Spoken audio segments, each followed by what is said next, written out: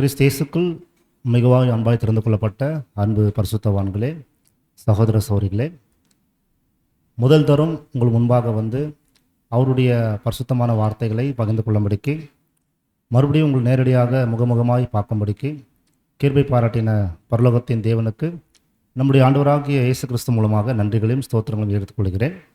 மற்றும் உங்களுடைய உடனங்களாகிய சகோதரர்கள் பெங்களூரில் இருக்கக்கூடிய அனைத்து சகோதரர்களுடைய அன்பையும், விசேஷமாக மத்திய கிரேக்லிஷாருடைய அன்பின் வாழ்த்துக்களை உங்களுக்கு தெரிவித்துக் கொள்கிறேன். பிரியமான சகோதர சகோதரிகளே, சகோதரர் சொன்னது போல இன்றைக்கான பாடத்துடைய தலைப்பு கொலேசியருக்கு எழுதின நிருபம் என்ற அந்த ஒரு அருமையான ஒரு பாடத்தை நம்ம இன்றைக்கி பார்க்க போகிறோம். கடந்த ஒரு 3 மாதமாக கர்த்தருடைய மரணத்தை குறித்து, கர்த்தருடைய பாடுகளை குறித்து, கர்த்தருடைய ஆழமான அவருடைய அன்பை குறித்து, பிதாவாகிய தேவன் நமக்கு ஏற்படுத்தப்பட்ட கர்த்தருடைய அந்த பாத்திரத்தில் பானம் செய்வதற்கு நமக்கு ஒரு மிகப்பெரிய இரக்கத்தை பாராட்டினார். நம்ம அநேக உண்மைகளை இந்த வருஷம் நாம் படித்தோம், அநேக சத்திய வெளிச்சத்தை நாம் பெற்றுக்கொண்டோம். அதில் ஒரு சில நேரங்களில் நம்ம இந்த வருஷத்தில் நம்முடைய புது சிருஷ்டி வளர்ச்சிக்காக அநேக புதிய புதிய தீர்மானங்கள் நம்ம எடுத்திருப்போம். அதாவது இந்த வருஷம் நான் கர்த்தருடைய பாத்திரத்தில் பானம் செய்திருக்கிறேன், நான் இப்படிப்பட்ட ஒரு அர்ப்பணிக்கப்பட்ட பாதையில் மறுபடியும் என்னுடைய பரலோக தேவன் அந்த பாத்திரத்தில் பானம் செய்வதற்கு இப்பேற்பட்ட ஒரு ஸ்லாக்கியத்தை எனக்கு கொடுத்துருக்கிறாரு. இப்போது இந்த பாத்திரத்தில் அடையாளமான பாத்திரத்தில், அதாவது ஒரு அடையாளமான பாத்திரத்தில் நாம் பங்கு பெறுவதற்கு எப்படி ஒரு 3 மாதம் நம்மளை நாம் தகுதிப்படுத்திக்கணுமோ, அதே போல் நிஜ வாழ்க்கையில் நம்முடைய ஒவ்வொரு நாளும் நிஜ வாழ்க்கையில் அந்த நிஜ வாழ்க்கையில் கொடுக்கக்கூடிய அந்த பாத்திரத்தில் நாம் பானம் செய்வதற்காக அநேக சத்திய வெளிச்சத்தை நாம் பெற்றுக்கொள்வோம் சரஸ்வரி. அது போலவே கர்த்தருடைய மரணத்துக்கு அப்புறம் அவருடைய உயிர்த்தெழுதலுடைய ஒரு மிகப்பெரிய ஆசீர்வாதம், அது வந்து சபைக்காகவே ஒரு மிகப்பெரிய ஆசீர்வாதத்தை தேவன் நமக்கு வேதத்தில் எழுதி வச்சிருக்கிறார். ஒரு கிறிஸ்தவ சகோதரர்களாகிய நமக்கு அடிப்படை சத்தியம் என்பது இயேசு கிறிஸ்துடைய பிறப்பு, இயேசு கிறிஸ்துடைய மரணம், இயேசு கிறிஸ்துடைய உயிர்த்தெழுதல். இது ரொம்ப ஆழமான சத்தியமாக இருக்கும். அதாவது உயிர்த்தெழுதலுடைய நம்பிக்கை நமக்கு தேவை. கண்டவராகி இயேசு கிறிஸ்து மரித்தோர்லேருந்து எழுந்து வந்தார் என்று விசுவாசிக்க வேண்டியது நம்முடைய கடமையாக இருக்குது. அதனால தான் பிரியமான சகோதர சகோதரிகளே, இந்த உயிர்த்தெழுதலின் நம்பிக்கை வந்து எந்த அளவுக்கு சபை அந்த ஆரம்பத்தில் அவங்க நம்பினாங்க பார்த்தீங்கன்னா, இயேசு கிறிஸ்து 40 நாள் அவர் உயிரோடு எழுந்து வந்து அப்போஸ்தலர்களுக்கே தன்னை வந்து உயிரோடு இருக்கிறவராக காண்பித்து கொண்டார். ஏன் அப்படி காண்பித்து கொண்டாருன்னு பார்க்கும்போது, இயேசு கிறிஸ்துடைய பிறப்பு, இயேசு கிறிஸ்துடைய மரணத்தை குறித்து, இயேசு கிறிஸ்துடைய உயிர்த்தெழுதலை குறித்து இவர்கள் தான் அநேக இடத்துல போய் சாட்சியாக சொல்லணும். அதனால தான் உயிரோடு எழுந்து வந்தவராகவே 40 நாள் அவங்களோடு இருந்து வெளிப்படுத்தினார். அந்த 40 நாள் என்பது துக்கத்தை ஆசரிக்கிற ஒரு நாள். ஆக்சுவலி சொல்லப்போனால் பொதுவாகவே இஸ்ரேல் தேசத்தில் துக்கத்தை ஆசரிப்பாங்க அந்த 40 நாள், யாராவது இறந்துட்டாங்கனாக்கா. ஆனால் இவங்க துக்கத்தை ஆசரிக்கக்கூடாது. கர்த்தர் மரிச்சிட்டார் என்ற அந்த எண்ணம் இவங்களுக்கு தெரியும். ஆனால் ஆண்டவர் எழுந்து வந்தார் என்ற அந்த அறிவு தான் அதிகமாக அவங்களுக்குள்ள கடந்து போன என்பது தேவனுடைய நோக்கமாக இருந்துச்சு. அந்த 40 நாள் முழுக்க அநேக சத்திய வெளிச்சத்தை கொடுத்து அவர் பரலோகத்துக்கு ஏறி போனார் நாம் பார்க்குறோம் பிரியமான சரஸ்வரி. ஆனால் எதற்கு இப்படிப்பட்ட ஒரு உயிர்த்தெழுதலை பற்றி சொல்லி கொடுத்தாருன்னா, நம்ம எல்லாருடைய நம்பிக்கையை உயிர்த்தெழுதலை பேஸ் பண்ணி தான் நம்ம வாழ்ந்துட்டு இருக்கோம். ஆண்டவர் மரித்தோர்லேருந்து எழுந்து வராவிட்டா என்னுடைய பிரசங்கம் வீணுன்னு சொல்லி அப்போஸ்தலன் பவுல் பேசுகிறார். அப்போது அந்த மாதிரி இயேசு கிறிஸ்துடைய உயிர்த்தெழுதலை சம்பந்தப்பட்ட ஒரு ஆழமான உண்மைகளை வந்து பல பாடத்தில் நம்ம கேட்குறோம் பிரியமான சரஸ்வரிகளே. அந்த உயிர்த்தெழுதல் சம்பந்தப்பட்ட பாடங்களில் நம்ம என்ன கேட்குறோம் பார்த்தீங்கன்னா, நம்மளுடைய அர்ப்பணிக்கப்பட்ட பாதையில் நாமளும் வந்து இந்த பாதையில் உண்மை உள்ளவர்களாக இருந்தோம்னு சொன்னால், இந்த பாதையில் நாம் நேர்மையாகவும் உண்மையாகவும் வாழ்ந்துட்டோம்னு சொன்னால், நாமளும் முதலாவது உயிர்த்தெழுதலுக்கு பங்குள்ளவர்களாக நம்ம ஆக வேண்டியது நம்மளுக்கான ஒரு ஸ்லாக்கியமாக இருக்குது. இப்போ இந்த பாடத்தில் நம்ம என்ன கவனிக்க போகிறோம் பார்த்தீங்கன்னா சகோதரர்களே, இந்த முதலாவது உயிர்த்தெழுதலுக்கு பங்குள்ள சகோதர சகோதரிகளுக்கு தான் ஒரு ஆழமான உண்மையை வந்து அப்போஸ்தலன் பவுல் வந்து கொலேசிய புத்தகத்தை எழுதியிருக்கிறார். அதாவது இப்போ இந்த காலத்தில் நம்ம ஏன் கொலேசியர் புத்தகத்தை எடுத்து வாசிக்க போகிறோம்னு பார்க்கும்போது, கர்த்தருடைய மரணத்தை நினைவு கூர்ந்த நம்ம அனைவருமே அதே சிந்தையோடு, அதே எண்ணத்தோடு, அதே நோக்கத்தோடு ஒவ்வொரு நாளும் நிஜ வாழ்க்கையில் நாம் என்னெல்லாம் சிந்திக்க வேண்டியதாக இருக்குது என்பதை இந்த பாடத்தில் நம்ம தெளிவாக நம்ம பார்க்க போகிறோம். அதனால் நம்முடைய அழைப்பையும் தெரிந்து கொள்வதிலையும் உறுதிப்படுத்திக்கிறதுக்கான ஒரு வாய்ப்பாக நம்ம இந்த பாடத்தில் நம்ம பார்க்க போகிறோம் பிரியமான சரஸ்வரிகள். அப்படின்னா இயேசு கிறிஸ்து மூலமாக தேவன் சுவிசேஷத்தில் ஒரு சபையை தேவன் ஏற்படுத்துகிறார். அது தற்காலிகமாக இந்த பூமியில் ஒரு அமைப்பாக அது செயல்படும். அப்படிப்பட்ட ஒரு சபையாக யாரெல்லாம் கூடி வராங்களோ அந்த சபை எதின் மேல் கட்டப்பட்டிருக்கணும், எதை அடிப்படையாக கொண்டு அங்கே வளரணும்னு சொல்லி நீங்கள் பார்க்கும்போது கிறிஸ்துவையே அஸ்திபாரமாய் கொண்டு இந்த வாழ்க்கையை நம்ம வாழ வேண்டியதாக இருக்குது. அதாவது நம்முடைய ஆண்டவராகிய இயேசு கிறிஸ்துவை அஸ்திபாரமாய் கொண்டு தான் இந்த வாழ்க்கையை வாழ வேண்டியதாக இருக்குன்னு சொல்லும்போது, இப்போ நம்ம ஒரு பாடத்தை எப்படி கொண்டு போகலாம்னு சொல்லும்போது எப்படி நம்ம புரிஞ்சுக்கலான்னு பார்க்கும்போது சரஸ்வரிகளே, நான் ஒன்றை மாத்திரம் செய்கிறேன் அப்போஸ்தலன் பவுல் சொல்லுவார். நான் ஒன்றை மாத்திரம் செய்கிறேன், எப்படி ஆகிலும் என்ற வார்த்தை பயன்படுத்துவார். எப்படி ஆகிலும் நான் அவர் எப்படி மரித்தாரோ அப்படியே நானும் மரிக்கவும், அவர் எப்படி பாடுபட்டாரோ அப்படி நானும் பாடுபடவும், அவர் எப்படி அவருக்கு உயிர்த்தெழுதல் உண்டாச்சோ நானும் அப்படியே உயிர்த்தெழுதலுக்குள்ள வரவும், எப்படி ஆகிலும் நான் இந்த அழைப்பையும் தெரிந்து கொள்வதில் உறுதிப்படுத்துவதற்காக ஒன்றை மாத்திரமே செய்கிறேன்னு சொல்லி அவர் சொல்றாரு. பார்த்தீங்களா? இந்த ஒரு மோட்டிவேஷனோட, அதாவது இந்த சிந்தையோடு இந்த வாழ்க்கையை நம்ம வாழ ஆரம்பிச்சோம்னு சொன்னா, பிரதர் எப்படி கோட் பண்றாரு 7ஆம் தூதன் பார்க்கும்போது 6வது வால்யூம்ல எப்படி சொல்றாருன்னா, ஒரு தரம் ஒரு பரிசுத்தவான்கள் கர்த்தருடைய அப்பத்தையும் அந்த பாத்திரத்திலையும் அவங்க பங்கு பெற்று கொண்டாங்கன்னா, அடுத்த வருஷம் வரும்போது அவங்க என்னெல்லாம் அந்த அர்ப்பணிக்கப்பட்ட பாதையில அவங்க நேர்ந்து கொண்டாங்களோ அதை நிஜ வாழ்க்கையில கொண்டு வருவதுக்கு அவங்க முயற்சி செய்யணும்னு சொல்றாங்க. ஸோ நம்ம எப்படி ஒரு 3 மாதம் ரொம்ப உறுதியாக, ரொம்ப வேகமாக, ரொம்ப வைராகத்தோட ஒரு கிளாஸ் மிஸ் பண்ணாமல் எல்லாம் குடியும் கலந்துட்டு நமக்குள்ள புளிப்பு இருக்காதபடிக்கு நம்ம எப்படி ஆர்வத்தோடு அந்த அப்பத்தில் கை போடுவோமோ அதே வேகம் ஆஃப்டர் மெமோரியலுக்கு அப்புறம் இருக்கணும். அதாவது அடுத்து கர்த்தருடைய மரணத்தை நினைவு கூர்ந்த அதுக்கு அப்புறம் தொடர்ந்து அந்த வேகம் நமக்கு தேவை என்பதை நம்ம புரிந்து கொள்ள வேண்டியதாக இருக்குது. அதனால் அதே வேகத்தில், அதே விசுவாசத்தில், அதே ஒற்றுமையில் நம்ம இந்த அப்பத்தை எடுத்தது போலவே நம்ம எல்லாருடைய இருதயத்தில் முதன்மையான நோக்கம் எதுவாக இருக்கணும் பார்த்தீங்கன்னா, என்னுடைய நிஜ வாழ்க்கையில் நான் கிறிஸ்துக்குள்ள கட்டப்பட்டவராக, கிறிஸ்துக்குள்ள வளர்ந்தவராக நான் வெளிப்பட வேண்டும் என்ற அந்த ஆழமான சிந்தையை நமக்கு இருக்கணும்னு சொன்னால், யாரை பற்றி தான் அதிகமாக நம்ம படிக்கணும் பொதுவாக கேட்கும்போது, பொதுவாகவே இந்த ஒரு வாழ்க்கையில் பொதுவாகவே ப்ராக்டிக்கலாக ஒரு விஷயம் இருக்குது. நம்ம யாரோட அதிகமாக பழகுறோமோ, யாரோட அதிகமாக பேசுகிறோமோ, யாரோட நெருங்கி இருக்கிறோமோ காலப்போக்கில் அவங்கள மாதிரி பேச ஆரம்பிப்போம் இல்லைங்களா? அவங்கள போலவே சிந்திக்க ஆரம்பிப்போம், அவங்கள போல செயல்பட ஆரம்பிப்போம். ஒரு வார்த்தை சில பேர் சொல்லுவாங்க, நீங்கள் முன்ன மாதிரி கிடையாது, நீங்கள் கொஞ்சம் சேஞ்ச் ஆகிருக்கிறீங்க, உங்களுக்குள்ள சில மாற்றம் இருக்குன்னு சொல்லுவாங்க. எப்படின்னு பார்க்கும்போது, நீங்கள் அவங்கள மாதிரியே பேசுகிறீங்க, அவங்கள மாதிரி நடக்கிறீங்க, அவங்கள மாதிரி சிந்திக்கிறீங்க, அதாவது உங்களுடைய ஆக்டிவிட்டிஸ் முழுக்க முழுக்க மாறி இருக்குன்னு சொல்லி பொதுவாகவே நம்ம உலகத்தில் சில மனிதரோடு பழகும்போது அப்படிப்பட்ட ஒரு வார்த்தை வரும். ஆனால் இந்த கொல்லேசியர் புத்தகத்துக்குள்ளே நம்ம கடந்து போகிறதுக்கு முன்னாடி ஏன் இன்ட்ரடக்ஷன் நம்ம கொடுத்துட்ருக்கோம் பார்க்கும்போது, இந்த கொல்லேசியர் புத்தகத்திலிருந்து நம்ம என்ன கற்றுக்க போகலாம் பார்த்தீங்கன்னா, பிதாவாகிய தேவன் சபைக்காகவே முன்மாதிரியாக வைத்திருக்கிற கர்த்தராகிய இயேசு கிறிஸ்துவுடைய ஆழமான உண்மையை அதுக்குள்ளே வச்சிருக்கிறாங்க. முழுக்க முழுக்க கொல்லேசியர் புத்தகம் எதை பேஸ் பண்ணி எழுதப்பட்டிருக்குன்னு பார்த்தீங்கன்னா, கிரைஸ்ட், அதாவது கிறிஸ்துவை அடிப்படையாக கொண்டு எழுதப்பட்ட ஒரு நிருபம் தான் கொல்லேசியர் நிருபம்.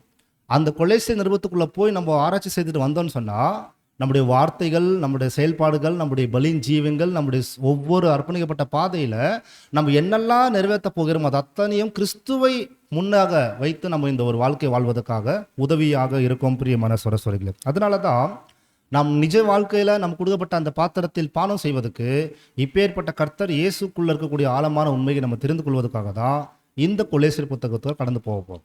ஓகே, இப்போ நம்ம கொல்லேசியர் புத்தகத்துடைய இன்ட்ரோடக்ஷன் பார்த்துருக்குறோம். உள்ளே போகிறதுக்கு முன்னாடியே இந்த கொல்லேசியர் புத்தகத்துக்கு யார் அதை எழுதினது அப்போஸ்தலன் பவுல். ஆனால் யார் இந்த இடத்துக்கு சத்தியம் சொன்னார் பார்த்தீங்கன்னா, எபெப்ராத்னு ஒரு மனிதன் இங்கே சத்தியம் சொல்லியிருக்கிறார். அதுக்கு நீங்கள் வசனம் எடுத்து பார்க்கும்போது கொல்லேசியர் 1ஆம் அதிகாரத்தில் நீங்கள் 7ஆம் வசனத்தை வாசிங்க. Book of Colossians chapter 1 verses 7 வசனம் வாசிக்கலாம். அதை எங்களுக்கு பிரியமான உடன் வேலையாலும் உங்களுக்காக கிறிஸ்துவின் உண்மையான ஊழியக்காரனுமாய் இருக்கிற எப்பாப்பிராவின் இடத்தில் நீங்கள் கற்றறிந்தீர்கள். எப்பாப்பிராவின் இடத்தில் நீங்கள் கற்றறிந்தீர்கள் சொல்லி இந்த மோஸ்ட் ஹோலி ஃபெய்த்துக்குள்ள அந்த கொலேச சபை வருவதற்கான காரணம் இந்த எப்பாப்பிராத்தின் மூலிமா தான் இந்த சத்தியத்தை பெற்றுக்கொண்டிருக்கிறாங்க.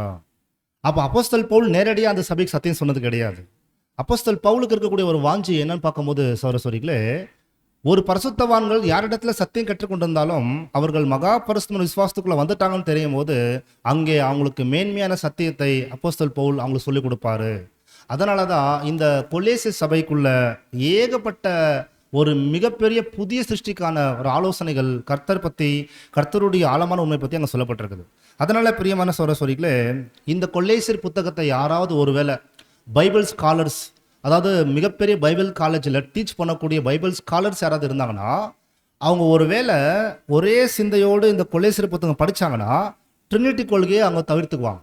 அதாவது 3 பேர் ஒன்று என்ற அந்த சிந்தையிலேருந்து வெளியே வந்துடுவாங்க. ஏன்னா அவ்வளோ தெளிவாக ரொம்ப அருமையாக எளிமையான விதத்தில் அப்போஸ்தலன் பவுல் பிதாவுக்கும் குமாரனுக்கும் இருக்கிற வித்தியாசத்தையும் ரொம்ப அருமையாக அவங்க விளக்கியிருக்காரு நான் பார்க்குறோம். அது மட்டும் இல்லை பிரியமான சொல்லிகளே, இந்த ஒரு கொல்லேசி பட்டணம் எங்கே இருந்திருக்கு, அந்த கொல்லேசி நகரம் எங்கே இருக்குன்னு பார்க்கும்போது எபேசு எனக்கூடிய ஒரு பட்டணத்திலேருந்து ஒரு 100 கிலோமீட்டர் தூரத்துக்குள்ளே தான் அந்த கொல்லேசி பட்டணம் இருந்திருக்கு. ஸோ அப்போது இந்த கொல்லேசி சபைக்குள்ளே நீங்கள் பார்க்கும்போது சொல்லிகளை ஒரு சிறு மந்தையாக அங்கே இருந்துட்டு இருக்கிற பரிசுத்தவான்களுக்கு பார்த்தீங்கன்னா பக்கத்தில் என்னென்ன சபை இருந்திருக்குன்னு பார்த்தீங்கன்னா கொல்லேசி சபை பக்கத்தில் எரிபோலியோ, லவோதிக்கியா, கொலேசியா, இது 3 சபைகள் வந்து பக்கமாக தான் இருந்துச்சு. அதனால் இந்த சபைக்குள்ளே வந்து என்ன நடந்ததுன்னு கேட்கும்போது பிரியமான சகோதரர்களே, அப்போஸ்தலன் பவுல் 3 வருஷம் எபேசுடைய ஊழியத்தை செய்து முடிச்சதுக்கப்புறம் அநேக விதமான சத்திய வெளிச்சத்தை வந்து அந்த இடத்துல கடந்து போகும்போது இந்த எபிப்ராத் என்னக்கூடிய ஒரு நபர் மூலமாக தான் சத்தியம் கடந்து போயிருக்குது. அப்படி போகும்போது மிகப்பெரிய சத்திய வெளிச்சத்தை கொண்டு போயிருக்காரு. அப்போ யாரும் எபிப்ராத் ஒரு மிகப்பெரிய சத்தியத்தை கொண்டு போய் அந்த சபைக்கு சொல்லியிருக்கிறாரு. அந்த சபை ஆரம்பத்தில் மகா பரிசுத்தமான விசுவாசத்துக்குள்ள உறுதியாக இருந்திருக்கு. கிறிஸ்துவை அடிப்படையாய் கொண்டு கிறிஸ்துக்குள்ள வளர்ந்துருக்கிறாங்க சபை. ஆனால் என்ன நடந்திருக்குன்னு பார்க்கும்போது அங்கே ஒரு ஹிஸ்டோரிக்கலாக என்ன சொல்கிறாங்க பார்த்தீங்கன்னா, இந்த ஒரு சபையில் என்ன நடந்துச்சுன்னு பார்க்கும்போது சில கிறிஸ்துவுடைய கொள்கைக்கு விரோதமாக, அல்லது இன்னும் நம்ம சொல்ல போனோன்னா கிறிஸ்து இயேசுக்குள்ள யார் தேவன் தெரிந்து கொண்டிருக்கிறாரோ அந்த ஜனங்க கிறிஸ்துக்குள்ள வளராதபடிக்கு க்னோஸ்டிக் எனக்கூடிய ஒரு வகுப்பார், அதான் கிரேக் ஸ்காலர்ஸ், அவங்க என்ன பண்ணியிருக்காங்க, உள்ளே வந்து என்ன செய்திருக்காங்கன்னா இந்த கிறிஸ்துக்குள்ள வளராதபடிக்கு அவங்களோட சிந்தை திருப்பி இருக்கிறாங்க. அதாவது வேற பக்கமும் திசை திருப்பி இருக்கிறாங்க அந்த காலத்தில். அதனால தான் அப்போஸ்தலன் பவுல் என்ன பண்ணுறாரு பார்த்தீங்கன்னா இந்த சபைக்கு ஒரு ஆழமான சில உண்மைகளை வந்து அவர் பகிர்ந்து கொள்கிறார் சகோதரர்களே. அப்படின்னா இந்த சபை கிறிஸ்துக்குள்ள கட்டப்பட்ட சபையாக, இந்த சபை வந்து தேவனுக்குள்ள வளரக்கூடிய சபையாக இருக்குவதற்காகவே இந்த சபைக்கு அப்போஸ்தலன் பவுல் இந்த நிருபத்தை எழுதுறான்னு நாம் பார்க்குறோம். இப்போ நம்முடைய பாடத்துடைய முக்கியமான தீமுக்கு வரலாம். நாங்கள் இந்த பாடத்துக்குள்ளே போகும்போதே நாங்கள் எப்படி எளிமையாக இது புரிஞ்சுக்கிட்டோம்னு ஒரு வேளை நீங்கள் கேட்டிங்கன்னா, நாங்கள் எந்த பேஸில் இந்த பாடத்தை நாங்கள் தெரிஞ்சுக்கிட்டோம், அதாவது அடுத்தடுத்து நீங்கள் என்ன சொல்ல வரீங்க, நாங்களும் இந்த பாடத்தை ரொம்ப எளிமையாக புரிஞ்சுக்கணுன்னா நாங்கள் என்ன தீம் வச்சு இந்த பாடத்தை கேட்கணும்னு நீங்கள் ஒரு வேளை கேட்டிங்கன்னா, ரொம்ப எளிமையான ஒரு விஷயம் பார்க்கும்போது கிறிஸ்துவை மையமாக கொண்டு எழுதப்பட்ட 4 அதிகாரங்கள் என்ன இருக்குன்னா கிறிஸ்துவை மையமாக கொண்டு தான் எழுதப்பட்டிருக்கு. இது இந்த புத்தகத்துடைய தீம். நம்முடைய தலையாக இயேசுவை மையமாக வைத்து தான் இந்த புத்தகம் எழுதப்பட்டிருக்குது. 1, தலையாக இயேசுடைய சரீரம் அங்கமாகிய அவருடைய சரீர அங்கத்தார் எப்படி வாழ்ந்து அந்த கிறிஸ்துக்குள்ள ஒருவராக ஆக முடியும் என்பதும் இதில் எழுதப்பட்டிருக்கு. ஸோ ரொம்ப எளிமையாக இந்த பாடத்தில் நம்ம போகலாம்.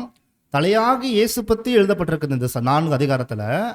அந்த தலையாக இயேசு கிறிஸ்துவை எப்படி பின்பற்றினா கிறிஸ்துக்குள் ஒருவராக இருக்க முடியும் என்பதை இந்த ஒரு நிருபத்தில் எழுதப்பட்டிருக்கு. பிரியமானவர்களே, இந்த கான்செப்ட் உங்களுக்கு புரிஞ்சிருக்கும் நினைக்கிறேன். இன்னும் நம்ம எளிமையாக எப்படி புரிஞ்சுக்கலாம்னு பார்க்கும்போது இந்த 4 அதிகாரம் கொல்லேசியரில் 4 அதிகாரம் மாத்திரம் இருக்கு. அதில் எப்படி புரிஞ்சுக்கலாம் பார்த்தீங்கன்னா, கிறிஸ்து இல்லாமல் ஒருவர் கிறிஸ்தவராக வாழ முடியாது. அதாவது அவர் கிரைஸ்ட் நமக்கு வந்து பார்த்தீங்கன்னா ரோல் மாடல். கிறிஸ்து என்னக்கூடியவர் நம்ம வாழ்க்கையில் இல்லாமல் ஒருவர் கிறிஸ்தவராக வாழ முடியாது என்பதை உறுதியாக எழுதப்பட்ட நிருபம் தான் இந்த ஒரு கொல்லேசியர் புத்தகம். இப்போ இந்த ஒரு புத்தகத்தில் இந்த அளவுக்கு நம்ம இன்ட்ரடக்ஷன் பார்க்கணுமா பார்த்தீங்கன்னா, இன்னும் ஒரு வார்த்தை சொல்லலாம். கிறிஸ்துவை முன்பதாக வைக்காமல் இந்த ஓட்டத்தை ஓடி முடிக்க முடியாது. நம்முடைய விசுவாசத்தை தொகுவனவரும் நம் விசுவாசத்தை முடிக்கிறவரும் ஆகிய இயேசு கிறிஸ்துவை இல்லாமல் இந்த ஓட்டத்தை ஓடி முடிக்க முடியாது. அவர் எப்பொழுதும் நமக்கு துணை செய்கிறவர், எப்பொழுதுமே நமக்கு உதவி செய்கிறவர், எப்பொழுதுமே நமக்கு வழிகாட்டி, எப்பொழுதுமே நமக்கு அவர் தலை மாத்திரமல்லாமல் அவர் மேய்ப்பர், அவர் ஒரு போதகர், அவர் ஒரு வழிகாட்டி, அவர் ஒரு மணவாளன். இது போன்ற அத்தனை விஷயமும் என்னை அல்லாமல் நீங்கள் ஒன்றுமே செய்ய முடியாது என்பதை கர்த்தர் இயேசு எப்படி அவர் மரிப்பதற்கு முன்பாக சபையாகி அப்போஸ்தலர்களுக்கு சொல்லிக் கொடுத்தாரோ, அவர் உயிர்த்தெழுதல் எழுந்து அவருடைய திருச்சபையோடு அவர் இருப்பதை உறுதிப்படுத்துவதற்காக என்னை அல்லாமல் உங்களால் ஒன்றுமே செய்ய முடியாது என்பதை நாம் ஆழமாக புரிந்து கொள்ள முடியக்கூடிய புத்தகம் தான் இந்த கொல்லேசியர் புத்தகம் சொல்கிறீங்க. அப்படிப்பட்ட ஒரு புத்தகத்தில் நாம் என்ன இன்னைக்கு வாசிக்க போகிறோம்னு பார்க்கும்போது, ஒருவேளை வசனத்துக்கு வசனம் போய் பார்க்கும்போது கண்டிப்பாக நமக்கு நேரம் வந்து கண்டிப்பாக பத்தாது. ஈச் அண்ட் ஒவ்வொரு வசனத்துக்கும் ரொம்ப ஆழமான எக்ஸ்பிளனேஷன் கொடுத்துருக்குறாங்க. இளந்தூதன் ரொம்ப ஆழமான அர்த்தங்களை வந்து இந்த இடத்துல எழுதியிருக்காங்க சகோதரர்களே. ஆனால் இந்த ஒரு அப்போஸ்தலன் பவுல் இந்த நிருபம் எழுதுறதுக்கு இன்னொரு முக்கியமான காரணம் இருந்துச்சு. அது என்ன காரணம் பார்த்தீங்கன்னா, 2 கொரிந்தியர் 11ஆம் அதிகாரத்தில் 2 வசனம் 3ஆம் வசனத்தை வாசிங்க. இந்த புத்தகம் எழுதுறதுக்கு இன்னொரு முக்கியமான காரணம் இருக்கு. 2 கொரிந்தியன் சாப்டர் 11 verses 2 and 3 வாசிங்க. நான் உங்களை கற்புள்ள கன்னிகையாக கிறிஸ்து என்னும் ஒரே புருஷனுக்கு ஒப்புக்கொடுக்க நியமித்தபடியால் உங்களுக்காக தேவ வைராக்கியம் கொண்டிருக்கிறேன். ஆகிலும் சர்ப்பமானது தன்னுடைய தந்திரத்தினாலே ஏவாளை வஞ்சித்தது போல உங்கள் மனதும் கிறிஸ்துவை பற்றிய உண்மை நின்று விலகும்படி கெடுக்கப்படுமோவென்று பயந்திருக்கிறேன். பாத்தீங்களா, சர்ப்பமானது எப்படி ஏவாளை கிறிஸ்துவின் உண்மையிலிருந்து எப்படி அது என்ன பண்ணுச்சுங்களா, வஞ்சித்ததோ, அதே போல உங்கள் மனமும் கூட கிறிஸ்துவின் உண்மையிலிருந்து தூரம் கொண்டு போகும் படமோ வஞ்சிக்கப்பட்டுடுவீங்களோ என்ற எனக்கு ஒரு பயம் இருக்குன்னு சொல்லி பேசுறார். அப்படின்னா சாத்தான் என்ன பண்ண முடியும் பார்க்கும்போது, ஏவாளை எப்படி ஆதாமோட இருக்கும்போது பாவத்தை செய்விக்கலையோ, தனியா இருக்கும்போது எப்படி அந்த கட்டளையை மீறி பாவம் செய்வதற்கான சாத்தான் எப்படி ஏவாளை தூண்டி அந்த பழத்தை சாப்பிட வச்சாங்களோ, அதே போல உண்மையான திருசபையை இந்த இன்ட்ரடக்ஷன் நீங்க கவனிச்சா மாத்திரமே இந்த உள்ள என்ன பார்க்க போறோன்றது தெரிய முடியும். ஏவாளுக்கு அடையாளமா இருக்கக்கூடிய புது சிருஷ்டி அவருடைய சபையை கூட எப்படியாவது தந்திரமாக கிறிஸ்துவின் உண்மையிலிருந்து தூரம் கொண்டு போகக்கூடிய நோக்கம் வந்து சாத்தானுக்கு இருக்குமா. இது எதனோட கனெக்ட் பண்ணிக்கலாம் நீங்க பார்த்தீங்கன்னா, ஒரு 3 மாசம் 2 மாசம் நம்முடைய சிந்தை, நம்முடைய நோக்கம், நம்முடைய செயல்பாடுகள், நம்முடைய விருப்பங்கள் எல்லாமே கிறிஸ்துவ பற்றியே அதிகமாக சிந்திப்போம், கிறிஸ்துவ பற்றியே தியானம் செய்வோம், கிறிஸ்துவனுடைய மீட்பை பற்றி, அவருடைய அன்பின் உயரம் ஆழம் அகலம் நீளத்தை அதிகமாக டீப்பாக சர்ச் பண்ணுவோம். அந்த வேகம், அந்த வைராக்கியம், அந்த உண்மைத்தன்மை, அந்த ஒற்றுமை, அந்த ஈடுபாடு எல்லாமே நல்லா இருக்கும். ஆனால் எப்போ மெமோரியலில் அந்த அப்பத்தை புசிச்சதுக்கு வந்ததுக்கு அப்புறம் அந்த வேகம் மெதுவாக குறையும். நீங்கள் அப்சர்வ் பண்ணியிருக்கீங்களா? அந்த கவனம் முழுக்க எங்கேயோ சதறப்படும். அதுக்கப்புறம் அந்த உண்மை, அந்த வேதத்தை வாசிப்பது, மெமோரியல் மெடிடேஷன் மறுபடியும் எப்போ தான் கையில் எடுப்போம் நீங்கள் பார்த்தீங்கன்னா, மறுபடியும் அடுத்த வருஷம் ஜனவரிக்கு அப்புறம் தான் கையில் எடுக்க ஆரம்பிச்சிருவோம். அதாவது இப்போ இந்த மறுபடியும் பார்த்தீங்கன்னா, இப்போ ஏப்ரல் மாதம் அடுத்த நெக்ஸ்ட் வரக்கூடிய ப்ரோக்ராம்ஸ் எல்லாம் வேற மாதிரி ப்ரோக்ராம்ஸ் போகும். மேலிருந்து ஜனவரி வரைக்குமே நினைவு கூறுதல் புத்தகத்து மேலே நம்ம கவனம் செலுத்தப்படாது. என்ன சொல்ல வரோம் பார்க்கும்போது, நம்மளுடைய சிந்தை எல்லாமே நம்ம அடையாளத்தில் வந்து எந்த அளவுக்கு முக்கியத்துவம் கொடுத்து அந்த அப்பத்தையும் அந்த பாத்திரத்திலையும் பானம் செய்வதற்கு எவ்வளோ வைராக்கியம் இருந்தோமோ, உங்களுக்குள்ள புளிப்பு இருக்கக்கூடாது, உங்களுக்குள்ள வெறுப்பு கசப்பு இருக்கக்கூடாதுன்னு சொல்லி எவ்வளோ பாடத்தை கேட்டு எவ்வளோ ஆர்வமாக போயிருப்போம். அதே அந்த அப்பத்தில் கை போட்டதுக்கு அப்புறம் வித்தின் ஒரு 3 நாள் இல்லை 1 மாசத்துக்குள்ளவே நம்முடைய மைண்டு முழுக்க போடப்பட்ட சத்திய வெளிச்சம் நம்மள்ட்ட இருந்து எடுக்கப்படும். நம்ம மனசுல அது பதிவாகாது, அதுக்கு மாறாக வேற விஷயம் எல்லாமே நடக்கும். நீங்க ஒருவேளை யாராவது இந்த பாத்திரத்தில் பானம் செய்திருக்கிற பரிசுத்தவான்கள் நீங்க நல்லா நம்மளை பத்தி மெடிடேஷன் பண்ணியிருந்தீங்கன்னாக்கா, எங்கேயோ திசை திருப்பப்பட்டிருப்போம், எங்கேயோ நம்ம மைண்ட் டைவர்ட் ஆகுற மாதிரி சாத்தான் பண்ணிட்டு இருப்பான். அதுக்கு என்ன காரணம் பார்த்தீங்கன்னா, இங்கே இந்த கொல்லேசியர் புத்தகத்தில் போகும்போது சொல்றாரு, கிறிஸ்துவின் உண்மையிலிருந்து ஏவாளை எப்படி தந்திரமாய் சர்வ வஞ்சித்ததோ, அந்த சாத்தான் உங்களை தந்திரமா வஞ்சிப்பதுக்கு சாத்தான் மிகப்பெரிய திட்டம் வச்சிருக்கான். சொல்லும்போது பிரதர் கொடுக்குறாரு ஆர்டிக்கல், ஏகப்பட்ட ஆர்டிக்கல். ஆனால் நம்ம அது எதுவுமே இப்போ நம்ம டச் பண்ண வேண்டாம். இந்த கான்செப்டோட தான் கொல்லேசியர் புத்தகம் எழுதியிருக்கிறார். அப்படின்னா இப்போ கொல்லேசியர் புத்தகம் நம்ம எப்படி பார்த்துடலாம் தெரியுங்களா? 1ஆம் அதிகாரம், 2ஆம் அதிகாரம், 3ஆம் அதிகாரம், 4ஆம் அதிகாரம், இப்படி அதிகாரம் முழுக்க நம்ம என்ன பண்ணலாம், அப்படி ஒரு அதிகாரத்தை பார்த்து நம்ம போயிடலாம். உங்களுக்கு வாய்ப்பு இருக்கும்போது, நீங்கள் ஒரு வாய்ப்பு இருந்துச்சுன்னா நீங்கள் அதிகமாக என்ன பண்ணுங்கள், வீட்டில் நல்லா தியானம் செய்யுங்க. இதில் ரொம்ப ஆழங்கள் இருக்குது பிரியமான சோரசோரிகளே. அப்படின்னா கொல்லேசியர் 1ஆம் அதிகாரம் என்ன சொல்லப்படுகிறது? கொல்லேசியர் 1ஆம் அதிகாரத்தில் 28 வசனம் இருக்குது பிரியமான சோரசோரி, 28 வசனம் இருக்குது. அந்த 28 வசனத்தில் நீங்கள் பார்க்கும்போது அப்போஸ்தல் பவுலுடைய அந்த ஊழியத்தின் நோக்கத்தை வந்து அவர் எழுதுறார். நீங்கள் 1ஆம் அதிகாரம் 28ஆம் வசனம் வாசிங்க. 1ஆம் அதிகாரம் 28ஆம் வசனம். எந்த மனுஷனையும் கிறிஸ்து இயேசுவுக்குள் தேறினவனாக நிறுத்தும்படிக்கு அவரையே நாங்கள் அறிவித்து, எந்த மனுஷனுக்கும் புத்தி சொல்லி, எந்த மனுஷனுக்கும் எல்லா ஞானத்தோடும் உபதேசம் பண்ணுகிறோம். ஒருவேளை உங்களை யாராவது இந்த சத்தியத்தின் பாதையில் வந்திருக்கிற அனைத்து சௌரசர்களையும் பார்த்து, வேற சபையில் இருக்கக்கூடியங்களோ மற்ற யாராவது நம்மளை பார்த்து, உங்கள் நம்பிக்கைக்கான காரணம் என்ன, நீங்கள் எந்த டினாமினேஷன் சேர்ந்துங்க நம்மளை கேட்குறாங்களா இல்லைங்களா? நீங்கள் எந்த சர்ச்சுக்கு போகிறீங்க கேட்குறாங்க இல்லைங்களா? கேட்கலீங்களா? நீங்கள் உங்களுடைய கொள்கை என்ன, நீங்கள் எதை விசுவாசிக்கிறீங்கன்னு யாராவது கேட்டாங்கன்னா, நீங்கள் கொல்லேசியர் 1:28 மனப்பாடமாக என்ன பண்ணலாம், வைக்கலாம் மனசில். ஏங்க கொல்லேசர் 1:28 என்னங்களா நீங்கள் மனப்பாடமாக வைக்கலாம். என்ன சொல்ல வர்றாரு? எந்த மனுஷனையும் என்னங்களா வாசிங்களா, எந்த மனுஷன் என்ன பண்றாராமா வாசிங்க. எந்த மனுஷனையும் கிறிஸ்து இயேசுவுக்குள் தேறினவனாக படிக்கு அவரையே நாங்கள் அறிவித்து எந்த மனுஷனுக்கும் புத்தி சொல்லி எந்த மனுஷனுக்கும் எல்லா ஞானத்தோடும் உபதேசம் பண்ணுகிறோம். நம்மளுடைய கொள்கைக்கான உச்சக்கட்ட தெளிவான வசனம் இங்க இருக்கு. எந்த மனுஷனும் கிறிஸ்துக்குள்ள ஒருவர் தேறினவனாகணும். அதாவது எங்கே தேறினவராகணும்? அவர் கிறிஸ்துக்குள் தேறினவராகணும். ஸோ ரொம்ப ஆழமான வார்த்தை. நம்மளுடைய ஊழியத்துக்கான மிக முக்கியமான தன்மையை வந்து அப்போஸ்தலன் பவுல் அங்கே பேசுகிறார். அப்படின்னா 1ஆம் அதிகாரத்தில் அவர் என்ன சொல்ல வந்துட்டு இருக்காரு சபைக்குன்னு கேட்கும்போது ஒரு 9 விஷயம் பேசுகிறார் சரஸ்வரிகள். ஒரு 9 விஷயம் வந்து அப்போஸ்தலன் பவுல் பேசுகிறார். சரிங்களா? அதில் 9 விஷயம் பேசுகிறாருன்னு சொல்லும்போது இதில் நமக்கு ரொம்ப சந்தோஷமாக என்ன இருக்குன்னு பார்த்தீங்கன்னா, பைபிள் அடிக்கடி ஒரு வசனத்தை நம்ம வாசிப்போம். உங்களுக்குள் விசுவாசத்தை ஆரம்பித்து வைத்தவரும் உங்களுக்குள் அந்த விசுவாசத்தை முடிக்கிறவருமாகி இயேசு கிறிஸ்துவை பார்த்து நீங்க என்ன பண்ணுங்க, ஓடுங்கன்னு சொல்றாரு இல்லையா? அந்த ஆழமான உண்மை 1ஆம் அதிகாரத்தில் இருக்கு. எபிரியர்ல அப்போஸ்தலன் பவுல் பேசின அந்த ஆழமான உண்மை 1ஆம் அதிகாரத்தில் பதிவு செய்திருக்கிறாரு. எபிரியர் புத்தகத்துக்கும் கொல்லேசர் புத்தகத்துக்கும் ஒரு ரொம்ப அருமையான ஒரு கனெக்ஷன் இருக்கு. அடுத்து இது ஆராய்ச்சியாளர் என்ன சொல்றாங்க பார்த்தீங்கன்னா, வேற அதாவது ஏகப்பட்ட கமெண்ட்ரிஸ் இருக்குது. ஆனால் பெஸ்ட் கமெண்ட்ரிஸ் பார்த்தீங்கன்னா ரசல்பதுடைய கமெண்ட்ரிஸ் தான். இன்ட்ரடக்ஷனா ஒருவேளை கண்கார்டன்ஸில் போய் இதில் போய் சர்ச் பண்ணும்போது என்ன சொல்கிறாங்கன்னா, இது ஒரு மினி பைபிள்னு சொல்கிறாங்க. எது இந்த கொல்லேசர் புத்தகம் ஒரு மினி பைபிள்னு சொல்கிறாங்க. ஏன்னா இது எல்லாமே உள்ளடக்கியிருக்காருன்னு சொல்லி அந்த இடத்துல பேசப்படுகிறான். அப்போது இந்த ஒரு வசனம் 9 விஷயத்தில் வந்து பேசப்படுதுன்னு சொல்லும்போது சரஸ்வரிகளே, எப்படியெல்லாம் கர்த்தர் நமக்கு உதவி செய்கிறார் என்ற இந்த பாடத்தில் நீங்கள் கேட்டிங்கன்னா, கர்த்தர் இயேசு சுவிசேஷம் உங்களுக்குள் வந்து சேருவதற்காக, அவர் சுவிசேஷத்தின் வெளிச்சம் உங்களுக்குள்ள கொண்டு வந்து சேர்க்கறதுக்காக பலவிதமான பாத்திரங்களை பயன்படுத்துறாரு. முதல் பாயிண்ட், தேவனுடைய சத்திய வெளிச்சம் உங்களுக்குள்ள வந்து சேர்வதற்கு அவர் பலவிதமான பாத்திரங்களை பயன்படுத்துவார்ன்றது முதல் கான்செப்ட் வந்து இடத்துல பேசுறார். ரெண்டாவது கான்செப்ட் நீங்க கேட்டீங்கன்னா, அந்த சுவிசேஷத்தை கேட்ட நீங்க ரட்சிப்புக்குள்ள வருவதற்காக, அந்த மகா பரிசுத்தமான விசுவாசத்துல வந்த நீங்க அந்த பெரிதான ரட்சிப்புக்குள்ள நீங்க ஒருவராகும்படிக்கு உங்களுக்கு பின்னாடி வேலை செஞ்சுட்டு இருக்கிறாரு கர்த்தர் இயேசு.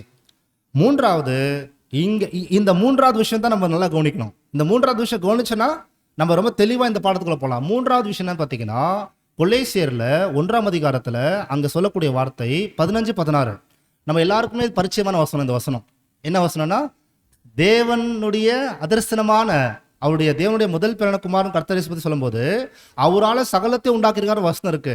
அது ஒரு முக்கியமான தகவல் சொல்றாரு. வசனம் வாசிங்க. கொல்லேசியர் 1ஆம் அதிகாரம் வசனம் 15 முதல் சில வசனத்தை வாசிங்க அப்படியே.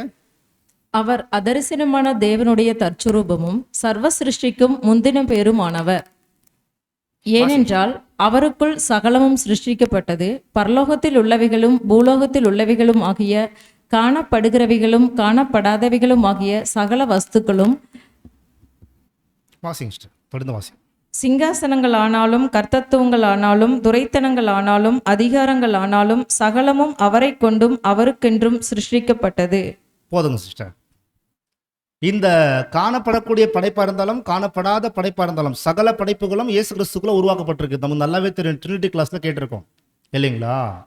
ஆனா இங்கே நீங்க குறிப்பா நோட் பண்ண வேண்டியது என்ன பார்த்தீங்கன்னா, எல்லாவற்றுக்கும் முதல்வராக இருப்பதற்காக, அதாவது எல்லாவற்றுக்கும் முதல்வராக இருப்பதற்காக தேவனுடைய படைப்புலையும் இயேசு கிறிஸ்து தான் முதல் படைப்பு.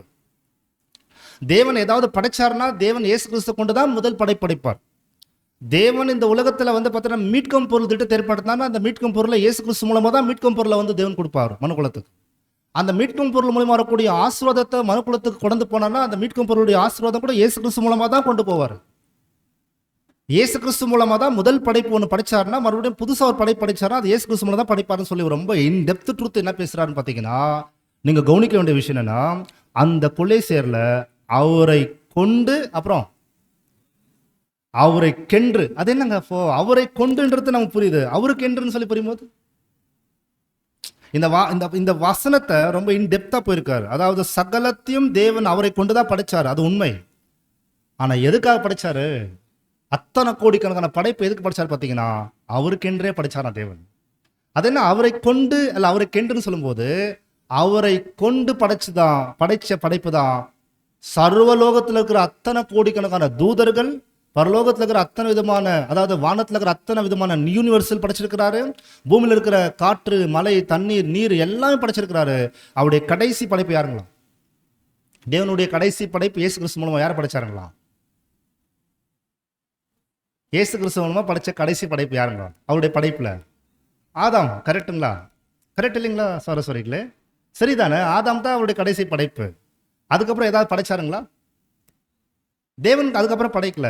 ஆனா அவர் சொல்றாரு, அவரை கொண்டு படைத்தவர் அவருக்கென்று படைப்பார். அப்படின்னு நம்ம என்ன தெரியுங்களா, கடைசி படைப்பாகிய ஆதாம் படைச்சிட்டாரு.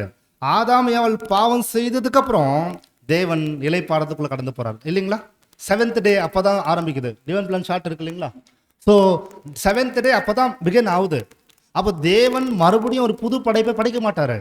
அப்போ என்ன தேவன் செய்யறாரு பார்த்தீங்கன்னா, இந்த விழுந்து போன மனுக்குலத்தை மறுபடியும் ரீஸ்டோர் பண்றதுக்காக, முழு மனுக்குலத்தை பாவத்திலிருந்து மரணத்திலிருந்தும் வெளியே கொண்டு வருவதற்காக மறுபடியும் எகெயின் என்ன பண்றாருன்னா, தேவன் முதல் லோகாசா இருந்து எப்படி அவர் மூலமா சகல படைப்புகளை அவர் மூலம் படைச்சாரோ, அதே போல விழுந்து போன மனுக்குலத்தை மறுபடியும் பாவத்திலிருந்து மரணத்திலிருந்து வெளியே கொண்டு வருவதற்காக தேவன் இவரை கொண்டுதான் மறுபடியும் படைப்புகளை உருவாக்குவார்.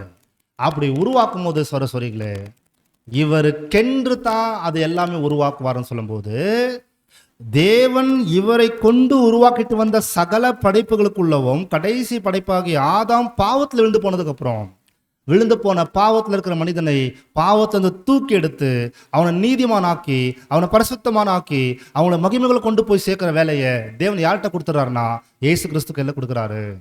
இந்த முழு மனுக்குலத்தை மீட்டெடுப்பதற்கான வேலையும் தேவன் இயேசு கிறிஸ்து கையில் கொடுக்குறாரு. அப்படின்னா என்ன சொல்ல வந்துட்டு இருக்கார் அப்போஸ்தலன் பவுல்னு சொல்லும்போது, இதுக்கு முன்னாடியும் தேவன் அவரை கொண்டு எல்லாத்தையும் படைச்சாரு, இதுக்கப்புறம் கூட அவருக்கென்று தான் எல்லாத்தையும் படைப்பார்னு சொல்லும்போது, தேவனுடைய தெய்வீக திட்டத்தின்படி அவர் என்னைக்கு இந்த உலகத்துல பாவத்தின் சம்பளம் மரணம் என்னக்கூடிய இந்த உலகத்துல வந்து தன் ஒரே ஜீவனை மனுக்குலத்துக்காக கொடுக்குறாரோ, அவர் எப்போ கொடுத்துட்டாரோ அந்த கொடுக்கப்பட்ட அந்த ஆசீர்வாதம் அவர் மரித்து உயிர்த்தெழுதல் ஆகி 40 நாள் இந்த உலகத்துல இருக்கும்போது உயிர்த்தெழுதலை பத்தியே சொல்லி கொடுத்ததுக்கு அப்புறம் பரலோகத்துக்கு போறாரு பாருங்க. அப்படி பரலோகத்துக்கு போனதுக்கு அப்புறமே கரெக்டா 50வது நாள் என்ன வரங்களா சபைக்கு என்ன வந்திருக்குங்க, 50th டே என்ன வரங்க. பெண்டகோஸ்ட்னா என்ன அர்த்தங்களா? பெண்டகோஸ்ட்னா என்ன அர்த்தங்க? 50 அப்படின்னா 50வது நாள் என்ன நடக்குதுன்னு பார்க்கும்போது இந்த பூமியிலேயே ஒரு விசேஷமான நாளா இருக்கும். அது என்னன்னா, தேவன் தன் குமாரனுடைய பலியை ஏற்றுக்கொண்டார். அது ஏற்றுக்கொண்டதை அவர் வெளிப்படையாக காண்பிக்கக்கூடிய விஷயம்தான் பெந்தகோஸ்த் நாளில் தேவன் தன் பரிசுத்தாவி அனுப்புறாரு. அனுப்புறது மூலம் என்ன சொல்ல வர்றாருன்னா, அவரை கொண்டு படைத்தவர் இப்போ அவருக்கென்றே சகலத்தையும் படைப்பார்னு வசனம் இருக்கு இல்லையா? அதாவது கிரைஸ்ட் தான் முதன்மையாக முதல் உயிர்த்தெழுதல் வராரு. இப்போ அவருக்கு அப்புறம் இந்த முதல் பலன்களாக சபையை உருவாக்கக்கூடிய வேலையை பெந்தகோஸ்த் நாளில் வந்து ஆவினால் ஜெனிப்பிக்கப்படக்கூடிய வேலையை தேவன் ஆரம்பிச்சிட்டாரு. அதனால தான் பெந்தகோஸ்த் நாளில் பரிசுத்தாவி வருது. இனி வரக்கூடிய ஒவ்வொரு ஃப்ரூட்ஸு அது கிறிஸ்துவுக்காக. கான்செப்ட் புரியுதுங்களா? கிறிஸ்துக்குள்ள சேர்ப்பதற்காக. அப்போ முதலாவது சபையை சேர்க்கிறாரு, அதுக்கப்புறம் தெல்லான கூட்டம் வராங்க, அதுக்கப்புறம் விசுவாச வராங்க, அப்புறம் முழு மனுக்குள்ள வராங்க. சகலத்தையும் பரலோகத்தின் தேவன், ஒரு வசனம் இருக்கு, சகலத்தையும் பரலோகத்தின் தேவன் அவருடைய பாதத்துக்கு கொண்டு வந்து வச்சிட்டாரு. என்ன கான்செப்ட்னா, யாரை கொண்டு சகல படைப்பை படைச்சாரோ அந்த படைப்புகளுக்குள்ள மனுஷனுக்குள்ள மரணம் வரும்போது அவங்கள விடுதலை செய்து கொண்டு போய் தேவன்கிட்ட கொடுக்குற வேலையும் தேவன் அவர் கொடுத்துட்டாரு. தேவன் சகலத்தையும் அவருடைய பாதத்துக்குள்ள கொண்டு வருவதற்கான வேலையும் கொடுத்துட்டாருன்னு சொல்லி அப்போஸ்தலன் பவுல் 1ஆம் அதிகாரத்துல இவ்வளோ டெப்தா பேசியிருக்காருன்னா அதுக்கான காரணம் என்ன? ஸோ நான் என்டையர் பிளான் சொல்லியாச்சு, இந்த வசனத்துல என்டையர் பிளான் சொல்லியாச்சு. இதுக்கான காரணம் என்னவா இருக்கும்? இந்த 1ஆம் அதிகாரத்துல ஏன் இவ்வளவு பெரிய வார்த்தை அவர் சொன்னார்னா, தேவன் கிறிஸ்துவை கொண்டுதான் சகலத்தையும் படைச்சாரு, கிறிஸ்துவை கொண்டுதான் மனுக்குலத்தை மீட்டெடுத்திருக்கிற வேலை செய்திருக்கிறாரு, கிறிஸ்துவை கொண்டுதான் சபையை கூட மீட்டெடுக்கிற வேலை செய்திருக்கிறாரு. அப்படின்னா உங்களுடைய நம்பிக்கை, உங்களுடைய வாழ்க்கை, உங்களுடைய வாழ்க்கையில் இருக்கக்கூடிய அந்த ஒரு வளர்ச்சி, அல்லது நீங்க யாரை சார்ந்து யாரை நோக்கி பயணம் செய்யணும்னு சொன்னால் நீங்க கிறிஸ்துவை மாத்திரமே சார்ந்து இந்த பாதையில பயணம் செய்யணும். கிறிஸ்துவை அடிப்படையாக கொண்டு குணாதிசயங்களை வளர்த்துக் கொள்ளணும். ஏன்னா அவர் ஒருவரே நமக்கு போதகராக இருந்து பரலோக தேவன்கிட்ட சேர்க்கக்கூடியவராக தேவனால் ஏற்படுத்தப்பட்டு அபிஷேகம் பண்ணப்பட்ட கிறிஸ்துவா இருக்கிறதுனால இப்போ அந்த கான்செப்டுக்கு வந்துடலாம். ஆஃப்டர் மெமோரியலுக்கு அப்புறம் நம்ம இங்கே வந்திருக்கிறோம். அப்போ யாருடைய அடிப்படையில் எதை அடிப்படையில் நம்ம கிறிஸ்துவின் குணத்தை வெளிப்படுத்த வேண்டும் கட்ட வேண்டும் பார்த்தீங்கன்னா, நாசில சுவாசம் உள்ள எந்த மனிதரின் அடிப்படையில் அந்த குணத்தை காட்ட முடியாது. ஃபார் எக்ஸாம்பிள் ப்ராக்டிக்கலாக சொல்ல போனோன்னா, இப்போ ஒருத்தர் வந்து இப்போ ஸ்பீச் பண்ணுறாங்கன்னு வச்சுக்கோங்களேன். இப்போ உதாரணத்துக்கு ஸ்பீச் பண்ணுறாரு இல்லையா, போதிக்கிறார் இல்லையா, இப்போ கேட்க கேட்க நமக்கு என்ன தோணும்? பொதுவாக மைண்டில் என்ன செட்டப் ஆகும்? நான் அவரை மாதிரியே பேசணும், அந்த செட்டப் வருமா வராதுங்களா? கரெக்டுங்களா? ஒரு ட்ரெஸ் சென்ஸ் உதாரணத்துக்கு இவர் மேலே ட்ரெஸ் போடணும், அந்த சென்ஸ் நமக்கு வருமா வராதுங்களா? இப்படி ஒவ்வொரு விஷயமும் எப்படி வந்து ஒருத்தரை சார்ந்து அவரை மாதிரியே பேசணும், அவரை மாதிரி வாழணும், அவரை மாதிரி நடக்கணும்னு சொல்லி சிந்தை வருது இல்லையா? அது எதுவுமே பண்ணிக்க போவாதீங்க. எதையும் சார்ந்து யாரையோ நீங்கள் வந்து பின்பற்றி அப்படி இருந்துட போவாதீங்க. ஸோ ஆஃப்டர் மெமோரியலுக்கு அப்புறம் நீங்கள் என்ன செய்ய வேண்டியதாக இருக்குன்னு பார்க்கும்போது, கிறிஸ்துவை உடையவர்களாக ஒவ்வொருத்தரும் தனித்துவத்தை நீங்கள் வெளிப்படுத்துங்க. அதாவது இண்டிவிஜுவல் கிறிஸ்டியன் கேரக்டர் உங்களுக்குள்ள வெளிப்பட வேண்டும் சொல்லும்போது, அப்போ நம்முடைய இருதயத்தின் சிந்தை என்னவா இருக்கணும் தெரியுங்களா? அடுத்து வரக்கூடிய காலத்தை சொல்றாரு, ஒவ்வொரு சகோதர சகோதரிகளும் நீங்கள் கிறிஸ்துவை அடிப்படையாய் கொண்டு இந்த வாழ்க்கையை வாழ ஆரம்பிச்சிருங்க.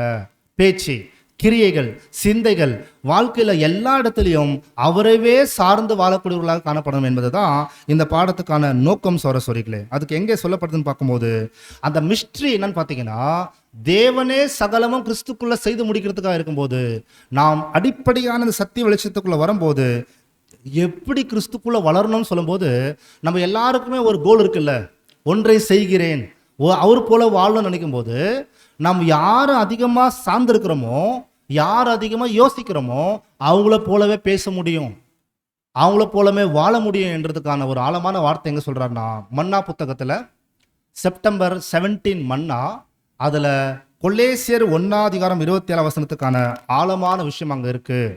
நான் 3 பாயிண்ட் தான் பார்த்துட்டு இருக்கிறோம். கொலேசியர் 1:27 ஃபஸ்ட்டு படிச்சிருங்க.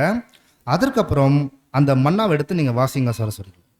புறஜாதிகளுக்குள்ளே விளங்கிய இந்த ரகசியத்தில் உள்ள மகிமையின் ஐஸ்வர்யம் இன்னதென்று தேவன் தம்முடைய பரிசுத்தவான்களுக்கு தெரியப்படுத்த சித்தமானார்.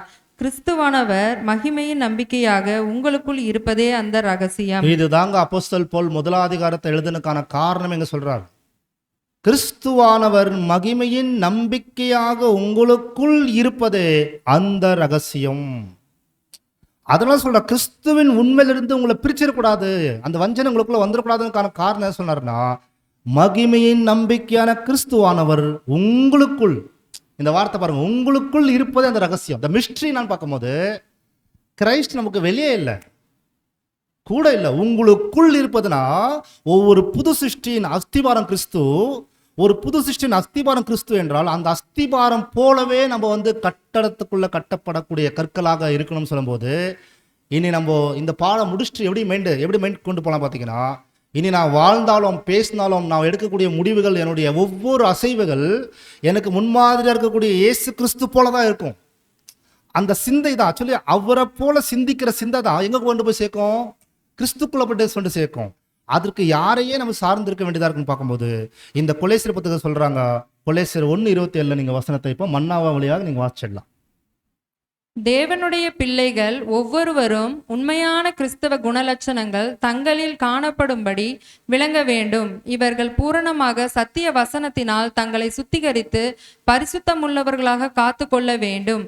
வேறு எந்த போதகங்களினாலும் தங்களை கரைப்படுத்தாமல் காத்து ஜீவிக்க வேண்டும். உறுதியான விசுவாசமும் நம்பிக்கையும் நம்மை மீட்டு இரட்சித்தவர் பேரில் ஸ்திரமாக வைக்கப்பட வேண்டும். எவ்விதத்திலும் நாம் பெற்ற ஆவியை துக்கப்படுத்தாமலும் அணைத்து போடாமலும் அதை காத்து கொள்ள வேண்டும். அழைக்கப்பட்டதினாலே உண்டான நம்பிக்கையின் மூலமாக அந்த மகிமையை பெற பொறுமையோட ஓடக்கடவோம். சிஸ்டர், இந்த வாக்கு இந்த மன்னா கிடையாது. செப்டம்பர் 17 செப்டம்பர் 17 மன்னா, அது நீங்கள் போட்டால் நல்லா இருக்கும் நினைக்கிறேன். செப்டம்பர் 17 மன்னா, அதுதான் அந்த வசனத்துக்கான எக்ஸ்பிளேஷன் கொடுத்துருக்குறாங்க. வாசிங்க. உண்மை கிறிஸ்துவானவர் மகிமையின் நம்பிக்கையாக உங்களுக்குள் இருப்பதே அந்த ரகசியம். உண்மையான தேவனுடைய பிள்ளைகள் ஒவ்வொருவரும் உறுதியான தனித்தன்மையான கிறிஸ்தவ குணத்தை பெற்றிருக்க வேண்டும். பாருங்க, தனித்தன்மையான கிறிஸ்துவின் குணங்கள் ரொம்ப முக்கியமான விஷயம். தனித்தன்மையான கிறிஸ்துவின் குணங்கள் நம்மளுக்குள்ள அது வெளிப்படணும். அடுத்து நெக்ஸ்ட் வாசிக்கலாங்க. மற்ற கிறிஸ்தவரின் ஆவிக்குரிய ஜீவியத்தை சார்ந்து தன் குணலட்சணம் இருக்காதபடி தனித்தன்மையை பெற்றிருக்க வேண்டும்.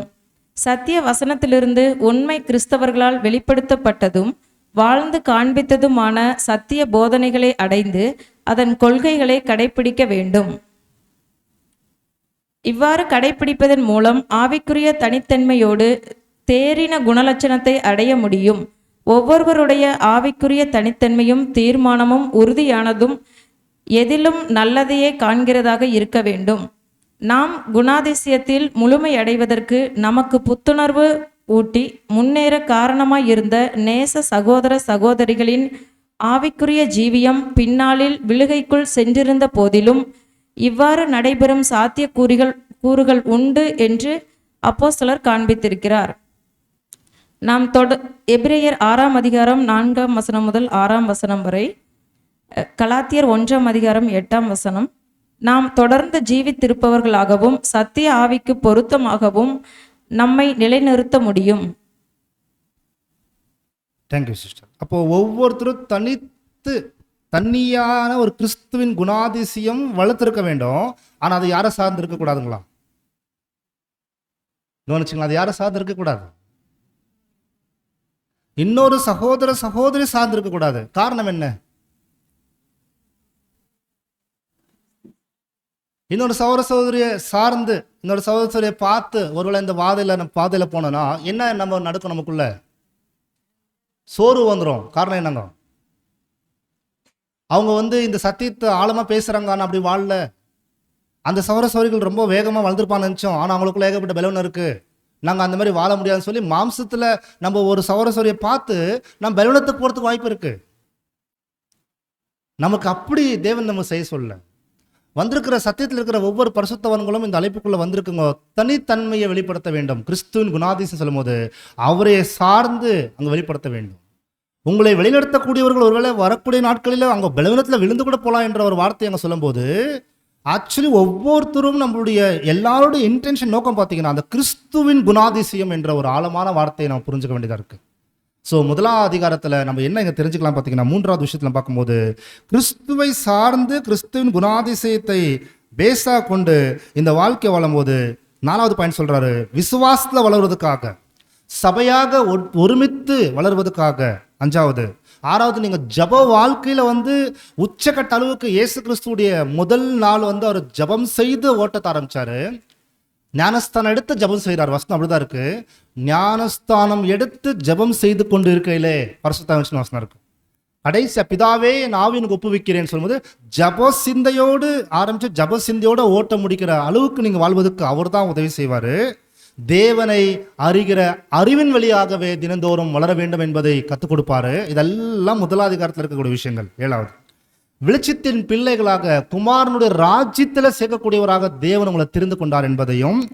9வது பார்த்தீங்கன்னா நமக்குள்ள இருக்கிற பாவங்களை ஒவ்வொரு நாளும் வெளிச்சம் போட்டு காட்டக்கூடியவராக கர்த்தர் இருப்பாராம். ஏன்னா அவர் மாத்திரமே நம்மளுடைய பாவங்களை கிளியரா, அவர் தான் வசனம், அந்த ஜீவ வார்த்தை நமக்குள்ள இருக்கிற சின்ன சின்ன குறைகளை அவர் காட்டுவார். ஏன்னாக்கா நாம் சரி செய்து கொள்வதற்காக.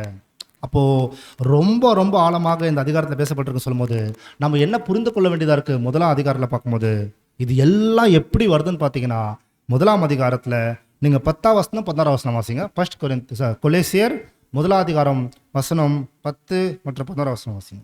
சகலவிதமான கிரியைகளுமாகிய கனிகளை தந்து தேவனை அறிகிற அறிவில் விருத்தி அடைந்து கர்த்தருக்கு பிரியம் உண்டாக அவருக்கு பாத்திரராய் நடந்து கொள்ளவும் சந்தோஷத்தோட கூடிய எல்லா பொறுமையும் நீடிய சாந்தமும் உண்டாவதற்கு மகிமையான அவருடைய வல்லமையின்படி எல்லா வல்லமையாலும் பலப்படுத்தப்படவும் உங்களுக்காக வேண்டுதல் செய்கிறோம்.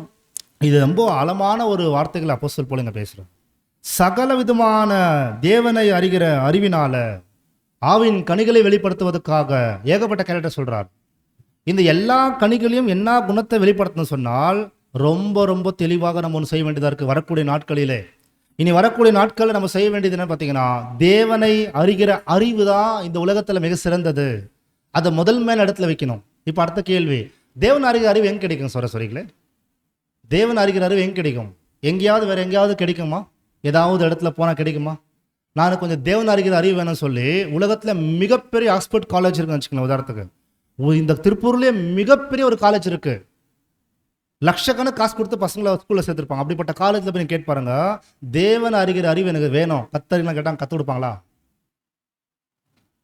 அப்போ யார்கிட்ட தான் இந்த அறிவு இருக்குது? அப்போ இந்த தேவன் அறிகிற அறிவு சீக்ரெட் எங்கே இருக்கு? கிரைஸ்ட். தம்மை பற்றின அறிவினால ஏசாயா 51:11 இருக்குது. தேவனை அறிந்த அந்த அறிவு என்பது என்ன, அதனால் எவ்வளோ நன்மைகள் இருப்பது என்பதை கர்த்தர் இயேசு அறிந்து கொண்டதுனால அநேகரை நீதிமனாக ஆக்குவார் என்ற ஆழமான வார்த்தைக்கு பிரதர் இழந்தது என்ன சொல்றாரு பார்க்கும்போது, தேவனை அறிகிறதுனா என்னன்னா நேர்மையும் உண்மையும் கீழ்ப்படிதலும் யாருக்குள் ஒருவருக்குள்ள வளர்ந்து வருகிறதோ அவர்கள் தேவன் அறிவுக்குள்ள கடந்து போகலாம். இந்த அறிவு தான் முதலாவது மனிதனாகிய ஆதாமுக்கு இல்லாத இருந்துச்சு. தேவனுடைய நாலேஜில் அவர் பரிபூர்ணமாக இருந்ததில்லை. அப்படி இருந்திருந்தாருன்னா அந்த பழத்தை அவர் சாப்பிட்டுருக்க மாட்டாரு. தேவனை அறிகிற அறிவுக்குள்ள அவர் குறைவாக இருந்ததுனால தான் பழம் சாப்பிட்டாரு. ஆனால் கிரைஸ்ட் அப்படி கிடையாது. அவருக்கு வந்த சகல சோதனைகளையும் சகல போராட்டத்திலும் அவமானங்களிலும் நிந்தனைகளிலும் தேவன் அறிகிற அறிவுக்குள்ளவே கடந்து போயிட்டு இருந்தாரு. தேவனுடைய வசனத்தை தியானம் செய்தாரு. அதன் வழியாய் ஜெயம் கொண்டவராக அவர் மாறிட்டாரு. அந்த தேவன் அறிகிற அறிவு யாருக்கிட்ட இருக்குன்னு பார்த்தீங்கன்னா அவர் தான், கிறிஸ்து தான் நம்முடைய பொக்கிஷம். அவர்கிட்ட நீங்க போனீங்கன்னா தேவன் அறிகிற அறிவுனா எப்படி, தேவன் கீழ்ப்படுத்தினா எப்படி, தேவனுடைய வசனத்துக்கு எவ்வளோ உண்மையா இருக்கணும், எவ்வளோ நேர்மையா இருக்கணும் என்பதை அவர் கற்றுக் கொடுப்பாரு. அப்படின்னா நமக்கு யாரு முக்கியமா இருக்கார் இந்த பாதையில்? கிரைஸ்ட் எப்பொழுதுமே எல்லா காலத்திலும் நமக்கு முக்கியமா இருக்கார் பிரியமானவர்களே. அதனால தான் இந்த முதலாவது அதிகாரத்தில் அப்படி முடிக்கிறாரு பார்க்குறோம். ஸோ முதலாவது அதிகாரத்தை ரொம்ப எளிமையாக சுருக்கமாக நம்ம முடிச்சிருக்கிறோம். செகண்ட் சாப்டருக்கு போகலாம். இப்போ இந்த 2ஆம் அதிகாரத்தில் என்ன சொல்ல வந்துட்டாருன்னு பார்க்கும்போது, உலக கலாச்சாரங்கள், உலக நம்பிக்கைகள், உலக தத்துவங்கள், உலக விதமான கோட்பாட்டுகள், உலக கிறிஸ்டியன் சயின்ஸ் இது போன்ற எதிரையும் சிக்கிக்கொள்ளாதீங்க. அதாவது மற்ற கலாச்சாரங்களில் மற்ற மூட நம்பிக்கைகளுக்குள்ள போய் சிக்கிறாதீங்க. ஏன்னா அது சாத்தானுடைய மிகப்பெரிய தந்திரம். நீங்கள் டியோன் பிளான் சார்ட் பார்த்தீங்கன்னா 6 லெவலில் தான் உலகத்தில் இருக்கிறாங்க, கரெக்டுங்களா? அதாவது 6 லெவல் உலக மனிதர் இருக்கிறாங்க. அதில் நம்முடைய சொந்த பந்தங்கள் யாராக இருந்தாலும், அம்மாவாக இருந்தாலும் அப்பாவாக இருந்தாலும் தங்கச்சி தம்பி இது மாதிரி சொந்த பந்தங்கள் யாராக இருந்தாலும் அவர்கள் நம்மளை பெற்றெடுத்தவங்களா இருந்தால் கூட அவங்க எல்லாமே 6 லெவலில் இருக்கிறாங்க. அவங்களுக்கு பல நோக்கங்கள் இருக்கும், பல ஆசைகள் இருக்கும், பல விருப்பங்கள் இருக்கும், அவங்க வாழ்க்கையுடைய கொள்கை வர மாதிரி இருக்கும். அதனால நீங்கள் உலகத்தில் சத்தியத்துக்குள்ளே வந்ததுக்கப்புறம் அவங்கள மாதிரி வாழ்கிறதுக்கு முயற்சி செய்திடாதீங்க. ஏன்னா அவங்க வாழ்க்கையுடைய நோக்கம் வேறு, நம்முடைய வாழ்க்கை நோக்கம் வேறு. நீங்கள் எங்கே இருக்கிறீங்கன்னா இப்போ எம் லெவலில் இருக்கிறீங்கன்னு சொல்கிறார். எம் என்னங்களா? எம் லெவலில் இருக்கிறோம் அப்படின்னா என்னங்களா? சார்ட்டில் ஞாபகம் இருக்குங்களா? நாம் அர்ப்பணிக்கப்பட்ட சிந்தையோடு நாம் புது சிருஷ்டிகளாக மறுபடியும் ஜெனிப்பிக்கப்பட்டவங்களா இருப்பதனால உங்களுடைய சிந்தைகள் எப்படி இருக்கணும்னு சொல்லக்கூடியவராக கர்த்தர் அப்போஸ்தலர் பவுல் காணப்படும் போது அந்த எம் லைன் அர்ப்பணிக்கப்பட்ட சிந்தை ஒரு புது சிருஷ்டியாக வாழக்கூடிய வாழ்க்கையை பற்றி அங்கே பேசும்போது தான் சொல்கிறாரு, எந்த விதமான குழப்பத்துக்குள்ளவும் சிக்கிக்காதீங்க. இந்த உலகத்தில் சாத்தான் கர்ச்சிக்கிற சிங்கம் போல எவனை விழுங்கலாம்னு சொல்லி சுற்றி திரிக்கிறாங்க. அப்போஸ்தலர் பேதுரு எப்படி சொல்கிறாரோ, இந்த 2ஆம் அதிகாரத்துடைய மைய நோக்கம் பார்த்தீங்கன்னா உங்களுடைய சிந்தையை எங்கே தவற விட்டுடாதீங்க. ஏன் அப்படின்னா நீங்கள் யாரை தான் அதிகமாக தெரிஞ்சு கொள்ள வேண்டியதுன்னு சொல்கிறாரு. 2ஆம் அதிகாரம் வசனம் 2 வசனம். ஃபஸ்ட்டு 2 வசனத்தில் ரொம்ப ஆழமான வார்த்தை பேசியிருக்கிறாரு. இது பொதுவான பைபிள்லையும் படிங்க, திருவிழிலையும் எடுத்து படிங்க, வாசிங்க. உங்களுக்காகவும் லவோதிக்கேயாவில் இருக்கிறவர்களுக்காகவும் சரீரத்தில் என் முகத்தை காணாதிருக்கிற மற்றெல்லாருக்காகவும் மிகுந்த போராட்டம் எனக்கு உண்டென்று நீங்கள் அறிய விரும்புகிறேன். அவர்களுடைய இருதயங்கள் தேற்றப்பட்டு அவர்கள் அன்பினால் இணைக்கப்பட்டு பிதாவாகிய தேவனுக்கும் கிறிஸ்துவுக்கும் உரிய ரகசியத்தை அறிந்து கொள்ளுகிற உணர்வின் பூரண நிச்சயத்தினுடைய எல்லா ஐஸ்வர்யத்திற்கும் உரியவர்களாக வேண்டுமென்றே இப்படி விரும்புகிறேன். ஸோ இப்போ நமக்கு இந்த 2ஆம் அதிகாரத்தில் முதல் 2 வருஷம் நமக்கு தெளிவாக புரியல தானே? என்னவோ சொல்கிறாரு, கிறிஸ்துவுக்கும் தேவனுக்கும் இருக்கிற ரகசியம் சொல்லி பேசியிருக்கிறாரு. இந்த 2ஆம் அதிகாரத்துக்குள்ளே போகும்போது கொஞ்சம் உங்கள் மைண்டெல்லாம் திசை திருப்பப்படும், தூக்கம் வரும், மைண்டெல்லாம் வேறு பக்கம் சதுரப்படும். அதுக்கப்புறம் இங்கே என்ன நடந்துட்டுருக்குன்னு உங்களுக்கு தெரியாத மாதிரி சில சிந்தைகள் திருப்பப்படும். ஏன்னா விழுந்து போன தூதனுடைய அட்டாக் அதிகமாக நம்ம மேலே அட்டாக் ஆகிற மாதிரி இருக்கும். காரணம் என்னன்னு பார்த்தீங்கன்னா இந்த உண்மை உங்களுக்கு ரீச் ஆயிடுச்சுன்னு வச்சுக்கோங்களேன். இப்போ இந்த உண்மை நமக்குள்ளே வந்துடுச்சுன்னா நம்ம எதை பற்றி அதிகமாக சிந்திக்க ஆரம்பிப்போம்? இப்போ உள்ளே போனால் தானே விதைக்கையில் என்ன பண்ணுவாராம், சில விதைகள் ஆச்சுங்களா அப்படின்னு அர்த்தங்களா, காத்துட்டே இருக்கும் விழுதுபடுத்து ஊதுருங்க. எவருக்குள்ள இந்த வசனம் போதோ அவங்களோட போச்சுன்னா தான் வேலை செய்வாங்க. போகக்கூடாதுபடி அவங்க சின்ன திரும்பிச்சுன்னா.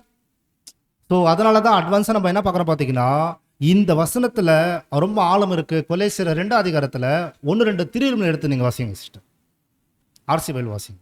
உங்களுக்காகவும் லவோதிக்கேயா நகர மக்களுக்காகவும் என்னை நேரில் பார்த்திராத மற்ற அனைவருக்காகவும் நான் மிகவும் வருந்தி உழைக்கிறேன்.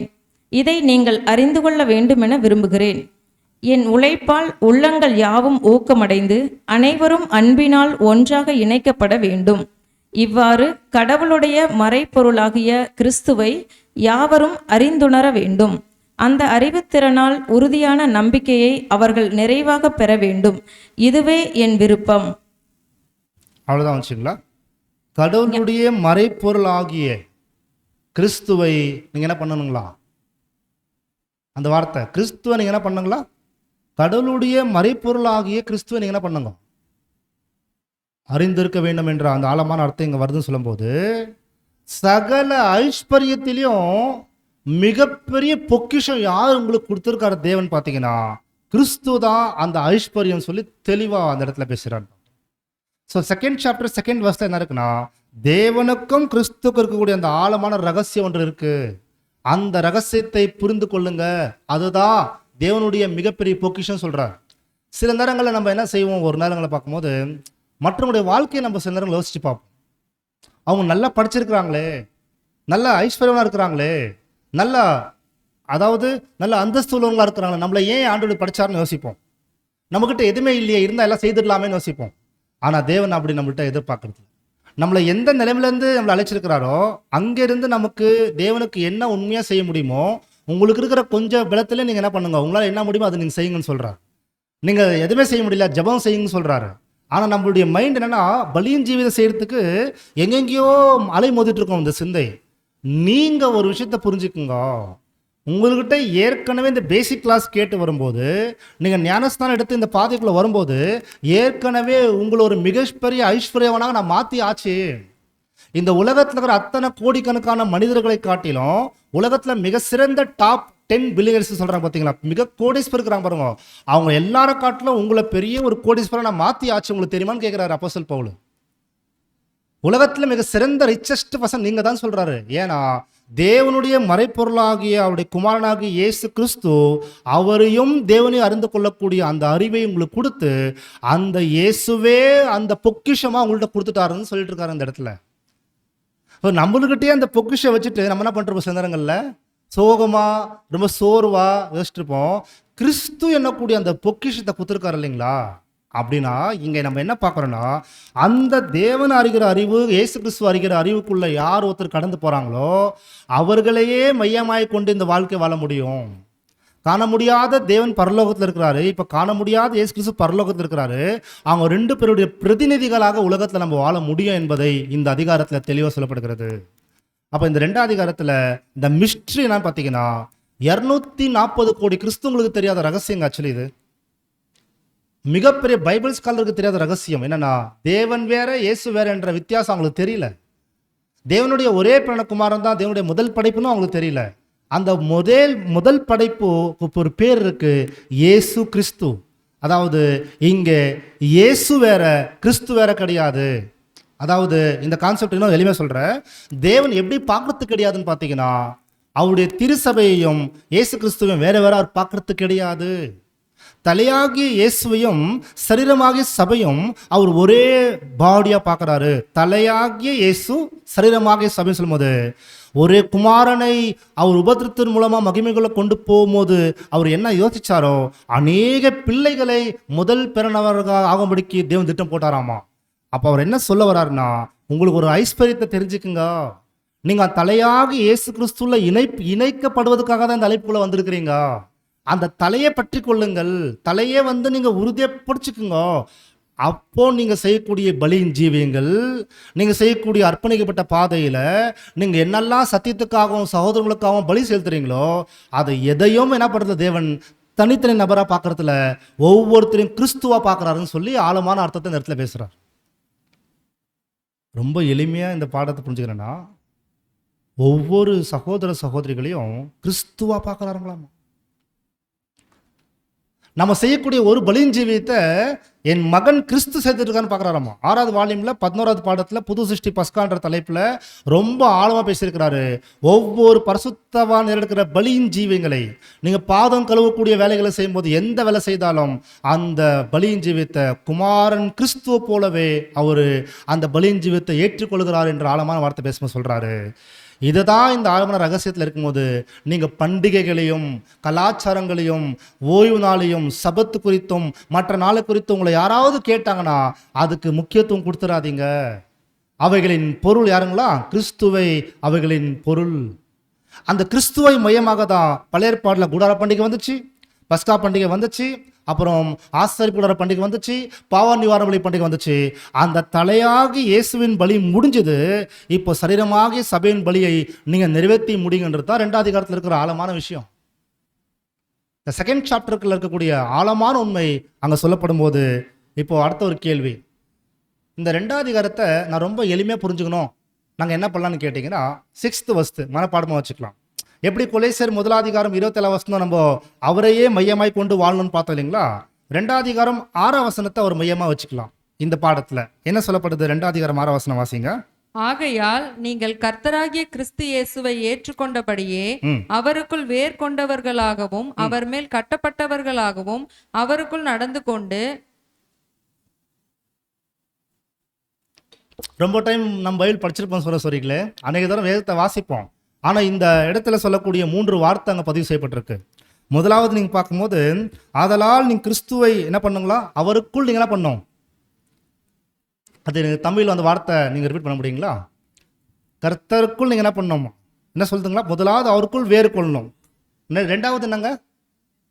அவருக்குள் கட்டப்படணும். 3வது இப்போ ஒரு கேள்வி, இந்த ப்ரோசஸ் எனக்குள்ள நடந்திருக்கா? எனக்குள் இந்த ப்ரோசஸ் நடந்திருக்குதுன்னா நான் அப்பத்திலையும் பாத்திரத்திலையும் பங்கு பெற்று இருக்கக்கூடிய அந்த ஒரு நிரூபணம் என் வாழ்க்கையில் தொடர்ந்து நடக்கும், என் வாழ்க்கையில் தொடர்ந்து வெளிப்படும் சொல்லும்போது இது ரொம்ப அருமையாக அடையாளமாக இருக்குது. என்ன சொல்லப்படுது நீங்கள் பார்க்கும்போது அங்கே சொல்லுங்க, அவருக்குள் வேர் கொண்டவராக அவருக்குள் கட்டப்பட்டவராக சொல்லும்போது இப்போ வேர் முக்கியமாக இல்லைங்களா? ஒரு செடி ஒரு மரம் வளர்வதுக்கு எது முக்கியம்? வேர் இல்லைங்களா? வேர் எங்கே இருக்கும்? பொதுவாக வெளியே இருக்குமா இல்லை பூமிக்குள்ளே இருக்குமா? பெரிய பெரிய காற்று மலைகள் வருது, பெரிய மழை வருது, பெரிய காற்று அடிக்குது. ஒருவேளை வேர் மண்ணுக்குள்ள நல்லா உறுதி பண்ணப்படலைன்னா என்ன ஆயிடுங்களா? சில நேரங்களில் யாராவது ஒருத்தர் சத்தம் சொல்லுங்க பார்க்கலாம். என்ன சாஞ்சிரும்? அப்போ அது சாயக்கூடாதுன்னா அந்த மண்ணுக்குள்ள அந்த வேரும் உறுதியாக என்ன பண்ணிருக்கணும்? அது பதிஞ்சிருக்கணும். கரெக்டுங்களா? அது போல இந்த கிறிஸ்துவ வாழ்க்கையில நீங்க இயேசு கிறிஸ்துக்குள் வேறு கொண்டவராக இருக்க வேண்டும். இயேசு என்னக்கூடிய ஒருவருக்குள் வேறு கொண்டிருக்க வேண்டும். எத்தனை மலைகள், எத்தனை காற்றுகள், எத்தனை புயல் காற்றுகள், எத்தனை சேதங்கள் வந்தாலும் இந்த புது சிருஷ்டியில வளர்ச்சிக்குள்ள ஒருவர் வந்துட்டாங்கன்னா, யார் கிறிஸ்துவையே தன்னுடைய வாழ்க்கையில் அஸ்திபாரமாக வச்சிருக்கிறாங்களோ அவங்களுக்கு எவ்வளோ இழப்புகள், எவ்வளோ போராட்டங்கள், எவ்வளோ அவமானங்கள், எவ்வளோ துக்கங்கள், எவ்வளோ கஷ்டம் வந்தாலும் அவங்க உறுதியாக நிற்கிறதுக்கான உதவியாகவே கர்த்தர் இயேசு இருப்பார். அது என்ன கிறிஸ்துக்குள் வேறு கொண்டுன்னு பார்த்தீங்கன்னா, இது நடந்துட்டு இருக்கா நீங்கள் பாருங்களேன். ஆஃப்டர் மெமோரியலுக்கு அப்புறம் நம்முடைய மைண்டில் நான் பார்த்தீங்கன்னா இன்னும் நான் கிறிஸ்துக்குள்ள வேர்க்குள்ளவர் ஆகணும் சொல்லும்போது ரீப்ரின்ஸ் நம்பர் 5557 என்ன சொல்கிறாரு பிரதர்னு பார்க்கும்போது, வேர்கொள்வதுக்கான ஆழமான அர்த்தம் விசுவாசத்தில் உறுதியாக நம்ம காக்கப்பட வேண்டியதாக இருக்குது. இன்னும் இந்த வருஷத்தில் என் வாழ்க்கையில் எப்பேற்பட்ட கடினமான அனுபவம் வந்தால் கூட நான் விசுவாசத்தில் உறுதியாக நிற்பேன். இது ஒரு உறுதியான ஒரு நோக்கம். ஒன்றை செய்கிறேன்னு சொல்கிற பார்த்தீங்களா, கிறிஸ்துக்குள்ள நான் வந்துட்டேன். இந்த வருஷம் தேவன் எனக்கு ஒரு வாய்ப்பு கொடுத்துருக்கிறார் மறுபடியும் இந்த ஓட்டத்தை ஓடுவதற்காக. போன வருஷம் எத்தனை பலவீனங்கள் எனக்குள்ள இருந்துச்சு, எனக்குள்ள எத்தனை சோர்வு இருந்துச்சு, எனக்குள்ள எத்தனை குறைகள் இருந்துச்சு. ஆனால் நான் விசுவாசத்தை எதற்காக இழந்து போக மாட்டேன். நான் உறுதியாகவே கிறிஸ்து இயேசுக்குள் விசுவாசத்தை நான் எப்பயுமே உறுதியாக பிடிச்சிருக்கிறேன். ரெண்டாவது, அந்த விசுவாசம் வெறுமையான விசுவாசம் கிடையாது, அது தேவனுடைய வாக்குத்தத்தத்தின் பேரில் விசுவாசிக்கிறேன். தேவனுடைய வாக்குத்தத்தம் என்பது நமக்கு கொடுக்கப்பட்ட அடுத்த பொக்கிஷம், அடுத்த ஐஸ்வர்யம். பார்க்கும்போது தேவன் குமாரனாகி இயேசு கிறிஸ்துவே நமக்கு எப்படி பொக்கிஷமாக கொடுத்துட்டாரோ, வேதத்தில் உள்ள அனைத்து வாக்குத்தத்தமும் நம் பேரில் அவர் கொடுத்துட்டாரு. உலகத்தில் மிக சிறந்த ஒரு ஐஸ்வர்யம் யாருன்னு பார்த்தீங்கன்னா நீங்கள் சொல்லலாம், நாங்கள் தான் அந்த ஐஸ்வர்யம் சொல்லலாம். ஏங்க ஏன் நாங்கள் தான் அந்த ஐஸ்வர்யம் சொல்லலாம் பார்த்தீங்கன்னா, தேவன் வாக்கு கொடுத்தவர், அவர் மாறாதவர், அவர் உறுதியாக எங்களுக்கு நிறைவேற்றுவார். என்னதுன்னா, உங்களை கிறிஸ்துக்குள் நற்கிரியை ஆரம்பித்த நான் கிறிஸ்துக்குள்ள போய் சேப்பேன் தேவன் கொடுத்தார்ல வாக்குத்தத்தம், அது நிறைவேற்ற மாட்டாருங்களா? அந்த நிறைவேற்றுவார்னு சாதகமற்ற சூழலுக்குள்ள நம்மளை அனுமதிக்கும் போது அதை நம்ம நம்பி ஆக வேண்டும். எப்படின்னா, ஆபிரகாம் உனக்கு ஒரு சந்ததியை நான் கொடுப்பேன்னு சொல்லும்போது அவருக்கு சந்ததியும் கிடையாது, இந்த தேசம் உனக்கு கொடுப்பேன்னு சொல்லும்போது தேசம் அவருக்கு கிடையாது. ஆனால் தேவனுடைய வார்த்தை அவர் நம்பிட்டாராமா. நம்பின அந்த நம்பிக்கை தான் தேவனுடைய பார்வையில் நீதி என்று எண்ணப்பட்டதாமா. அப்புறம் பற்றி பேசுறாரு அப்போஸ்தலன் பவுல், ரொம்ப இன்டெப்தா பேசியிருக்கிறார். அதே போல தேவன் தன் குமாரனாக இயேசு கிறிஸ்துவ 3ஆவது நாள் எழுப்பிட்டாருன்னு வசனம் இருக்கு. நம்மளும் பார்க்கலாம், நீங்களும் பார்க்கலாம். நம்புறோமா? நம்ம அதே விசுவாசத்தின்படி ஆபிரகாமுடைய பிள்ளைகளாக நம்மளை ஏற்றுக்கொண்டாராம் தேவன். அவர் எப்படி சந்ததியை பார்க்காத தேவன் தேசத்தை கொடுக்கறதுக்கு முன்னாடியே உனது என்று உனக்கு சொந்தமாக கொடுக்குறேன்னு சொல்லும் போது அது அவருக்கு இல்லைன்னு தெரிஞ்சது கூட அவர் கொடுப்பார் நம்பிட்டாரோ, தேவன் மரித்தோர்லேருந்து இயேசு கிறிஸ்து நம்புறது ஒரு பக்கம், மரித்தோர்லேருந்து எழுப்பிட்டார் என்பதை உறுதியா நம்பி வாக்குத்தத்தம் நம்புறாங்க. பாருங்க, எந்த வாக்குத்தத்தம் நம்புறாங்க பார்த்தீங்கன்னா, இது ஒரு அருமையான சத்திய வெளிச்சம் சொல்லுங்க. உண்மையாலுமே தேவனுடைய வசனம் படிக்கிற ஒவ்வொரு பரிசுத்தவங்களுக்கு இன்னும் உற்சாகத்தோட இந்த ஓட்டத்தை ஓடலாம். அவர் எவ்வளவு நேர்மையா இருக்காருன்னு சொல்லும்போது, ஏதேன் தோட்டத்தில் இருந்த ஆதாம் ஏவாளுக்கு கொடுக்கப்பட்ட வாக்குத்தத்தம், முன் வித்துக்கும் ஸ்ரீ வித்துக்கும் பகை உருவாக்குவேன்னு சொல்லி அந்த வாக்குத்தத்தம் தேவன் நிறைவேற்றிட்டார். இயேசு கிறிஸ்து உலகத்தில் மரணம் அடையும் போது அந்த வாக்குத்தத்தம் தேவன் நிறைவேற்றினார் இயேசு கிறிஸ்துக்குள்ள. ஆபிரகாம் உன் சந்ததிக்குள்ள உலகத்தை ஆசீர்வதிப்பேன்னு சொன்னாரு. அந்த ஆபிரகாமுடைய சந்ததியாக உலகத்துக்கு இயேசு கிறிஸ்து அனுப்புனதுனால தேவன் அந்த வாக்குத்தத்துக்கு உண்மையா இருக்கிறான்னு நிரூபிச்சு காமிச்சிட்டாரு. தாவீது, உன்னுடைய வீட்டில் ஒரு மகனை எழுப்புவேன், அவனுக்கு என் ராஜ்யத்தை கொடுப்பேன்னு சொன்ன அந்த வாக்குத்தத்தையும் தேவன் நிறைவேற்றிட்டு இருக்கிறாரு. அப்போ நம்ம என்ன புரிஞ்சுக்கணும்னு பார்க்கும்போது, கிறிஸ்துக்குள் நீங்க கட்டப்பட்டவராயின்னு சொல்லும்போது அது என்ன அர்த்தம் பார்த்தீங்கன்னா, நீங்க இந்த உலகத்தில் உண்டான இச்சைனால உலகத்துல தப்பித்து கொண்டு திவ்ய சுபாவத்துக்கு பங்கு பெறக்கூடியவர்களாகிய உங்களுக்கு மகா மேன்மையும், என்ன சொல்றது வசனம், நம்ம இன்னைக்கு வாக்குத்தத்தம் படிச்சோங்களா? அது வாரத்துக்கு ஒரு நாள் படிக்கிறதுக்கு கூடப்பட்ட வாக்குத்தத்தமா? அதை நம்ம வாழ்க்கையில நம்முடைய 6000 கோடி செல் இருக்கு இந்த உடம்புல, ஒவ்வொரு செல்லுக்குள்ள பதிவாகிற உணவுகள் தான் நமக்கு நம்ம நடக்கிறோம், பேசுறோம், வாழ்றோம். அந்த மாதிரி தேவனுடைய வாக்குத்தத்த வசனங்கள் கிறிஸ்துக்குள்ள நிறைவேறும், 100% நிறைவேறும் என்பதை உறுதிப்படுத்திக் கொள்ளக்கூடியவர்களாக வாழ்கிறாங்க. பாருங்க, அதுதான் கிறிஸ்துக்குள் கட்டப்படுவது. சிம்பிளா இந்த பாடம் புரிஞ்சுக்கணும்னா, நான் தெய்வீக சுபாவத்துக்குள்ள போகிறதுக்கு ஆண்டவர் உதவி செய்வார். 100% எனக்குள் தெய்வீக சுபாவத்தை உருவாக்கி முடிப்பார். அது என்னால முடியாது, யாரால முடியும்? அதுதான் 2ஆம் அதிகாரத்துடைய ஆழமான விஷயம். நான் தேவனை நம்பிட்டேன், என்ன வந்தாலும் பரவாயில்ல, அவரே சார்ந்து வாழ்ற, அவ்வளவுதான். ஏன்னா என்னை கொண்டு போய் சேர்க்கறதுக்கு அவருடைய மகனை எனக்கு கொடுத்துட்டாரு, வேற என்ன செய்ய மாட்டாரு. இந்த ஆழமான விஷயம்தான் இந்த 2ஆம் அதிகாரத்தில் இருக்கு. அவருக்குள் கட்டப்பட்டு அவருக்குள் நடப்பது குறிக்குது. இயேசு கிறிஸ்து உலகத்துல எப்படி வாழ்ந்தாரோ இனிமேல் அப்படி வாழ போறன்ற அந்த உறுதித்தன்மை தான் 2ஆம் அதிகாரத்தில் இருக்கு. ஆனா இதுல ஒரு முக்கியமான விஷயம் கவனிக்க வேண்டியதா இருக்குது. இந்த பிளேஸ்ல, அதாவது இயேசு கிறிஸ்து நம்முடைய தலையா இருக்கிறாரு, அந்த பிளேஸ் ரீப்ளேஸ்மெண்ட் ஆக வாய்ப்பு இருக்குன்றாரு. புரிஞ்சுங்களா? இப்போ நம்முடைய தலையாகி இயேசு இருந்தாருன்னா அவர் என்ன போதிப்பார் நமக்கு? எப்பயுமே தேவனுக்கு கீழ்ப்படிங்க, உண்மையா இருங்க, இரக்கம் செய்யுங்க, அன்பா இருங்க, பொறுமையா இருங்க. நான் எப்படி இருந்தனோ, நான் சாந்தமும் மனத்தாழ்மை உடையவன், அப்படிதான் கற்றுக் கொடுப்பார் கர்த்தர் இயேசு தலையா இருந்தாருன்னா. ஆனா இந்த தலையை பற்றி கொள்ளாம வேற ஒரு தலை உங்க மேல ஆளுகை சேர்த்து வாய்ப்பு இருக்குன்னு சொல்லி எடுத்து எக்ஸ்பிளைன் பண்றாரு. இந்த வாக்குத்தத்தம் உங்களுக்குள்ள அடையாதபடிக்கு வேற ஒரு கண்ணோட்டத்துல சாத்தான் அட்டாக் பண்ணக்கூடிய வாய்ப்பு இருக்குன்னு சொல்றாரு. அப்படின்னா என்ன அர்த்தங்களா? நீங்க ரொம்ப கேட்கும் போது ஆச்சரியப்படுவீங்க. இந்த இடத்துல கடந்த வெள்ளிக்கிழமை, அதாவது ஏப்ரல் 11ஆம் தேதி பாத்திரம் இருந்துச்சு. அந்த இடத்துல அந்த பாத்திரம் முன்னாடி இருந்துச்சுங்களா? அந்த பாத்திரம் நம்ம முன்னாடி எடுத்திருந்தாங்களா? நம்ம சாப்பிட்டோமா? இதை சாத்தான் முழுக்க முழுக்க முழுக்க பார்த்துருக்காங்களா? பார்க்கலையா? உங்களுக்கு தெரியுமோ தெரியாதோ சொரிக்கல, ஒரு விஷயம் நமக்கு விரோதமாய் போயிட்டு இருக்கு. இப்போ அதை பற்றி நீங்கள் யோசனை பண்ணீங்களா தெரியாது. ஆனால் தேவன் நம்ம எல்லாருக்குமே அந்த உண்மையை கொடுப்பார். யாரெல்லாம் அந்த அடையாளமான பாத்திரத்தில் கை போட்டோமோ நமக்கே தெரியாம பேய்களின் பாத்திரம் ஒன்று இருக்கான் பக்கத்தில். அந்த பேய்களின் பாத்திரத்தில், அடையாள பாத்திரத்தில் கை வச்சுட்டு பேய்களின் பாத்திரத்தில் பானம் செய்கிற அளவுக்கு நம்முடைய சிந்தையை திசை திருப்பக்கூடிய வேலையை வந்து இப்போ நடக்குமா? பிரதர் ரொம்ப அருமையான எக்ஸ்பிளைன் பண்ணுறாரு. யாரெல்லாம் நிஜ வாழ்க்கையில் அந்த பாத்திரத்தில் பானம் செய்து ஒரு உறுதியான முடிவு எடுத்துட்டாங்களோ அவங்களுடைய சிந்தையை திருப்புவதற்கு சாத்தான் மிக நோக்கமுள்ளவராக இருப்பாங்க. இப்போ நடக்கும், அது ப்ராக்டிக்கலாக நடக்கும். அப்போது எப்படி நடக்கும் பார்த்தீங்கன்னா, வேறு ஒரு தலை உங்கள் மதியத்தில் வரும். அப்படின்னா அந்த சாத்தானுடைய தாட்ஸ், எண்ணங்கள் உங்களை ஆக்கிரமம் செய்யும். வந்து கொலேசியர் 2 அதிகாரம் 19 வசனம் வாசிக்கலாம். கொலேசியன்ஸ் சாப்டர் 2 verses 18 and 19 வாசிங்க.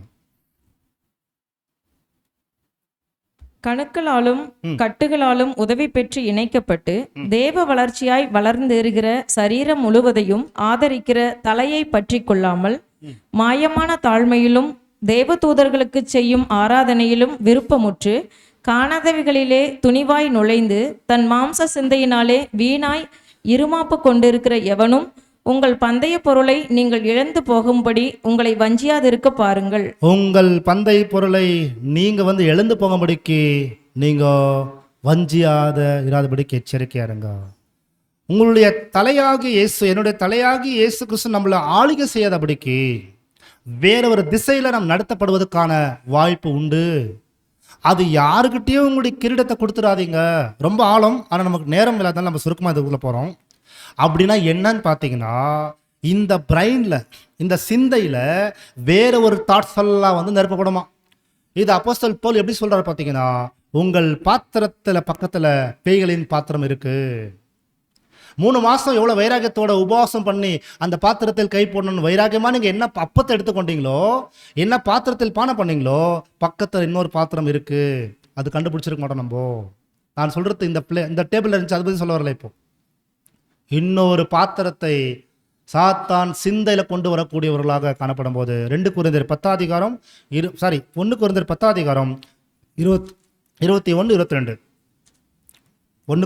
அதிகாரம் 21 22 வசனம். நீங்கள் கர்த்தருடைய பாத்திரத்திலும் பேய்களுடைய பாத்திரத்திலும் பானம் பண்ணக்கூடாதே. நீங்கள் கர்த்தருடைய போஜன பந்திக்கும் பேய்களுடைய போஜன பந்திக்கும் பங்குள்ளவர்களாய் இருக்கக்கூடாதே. நாம் கர்த்தருக்கு எரிச்சலை மூட்டலாமா? அவரில் நாம் பலவான்களா?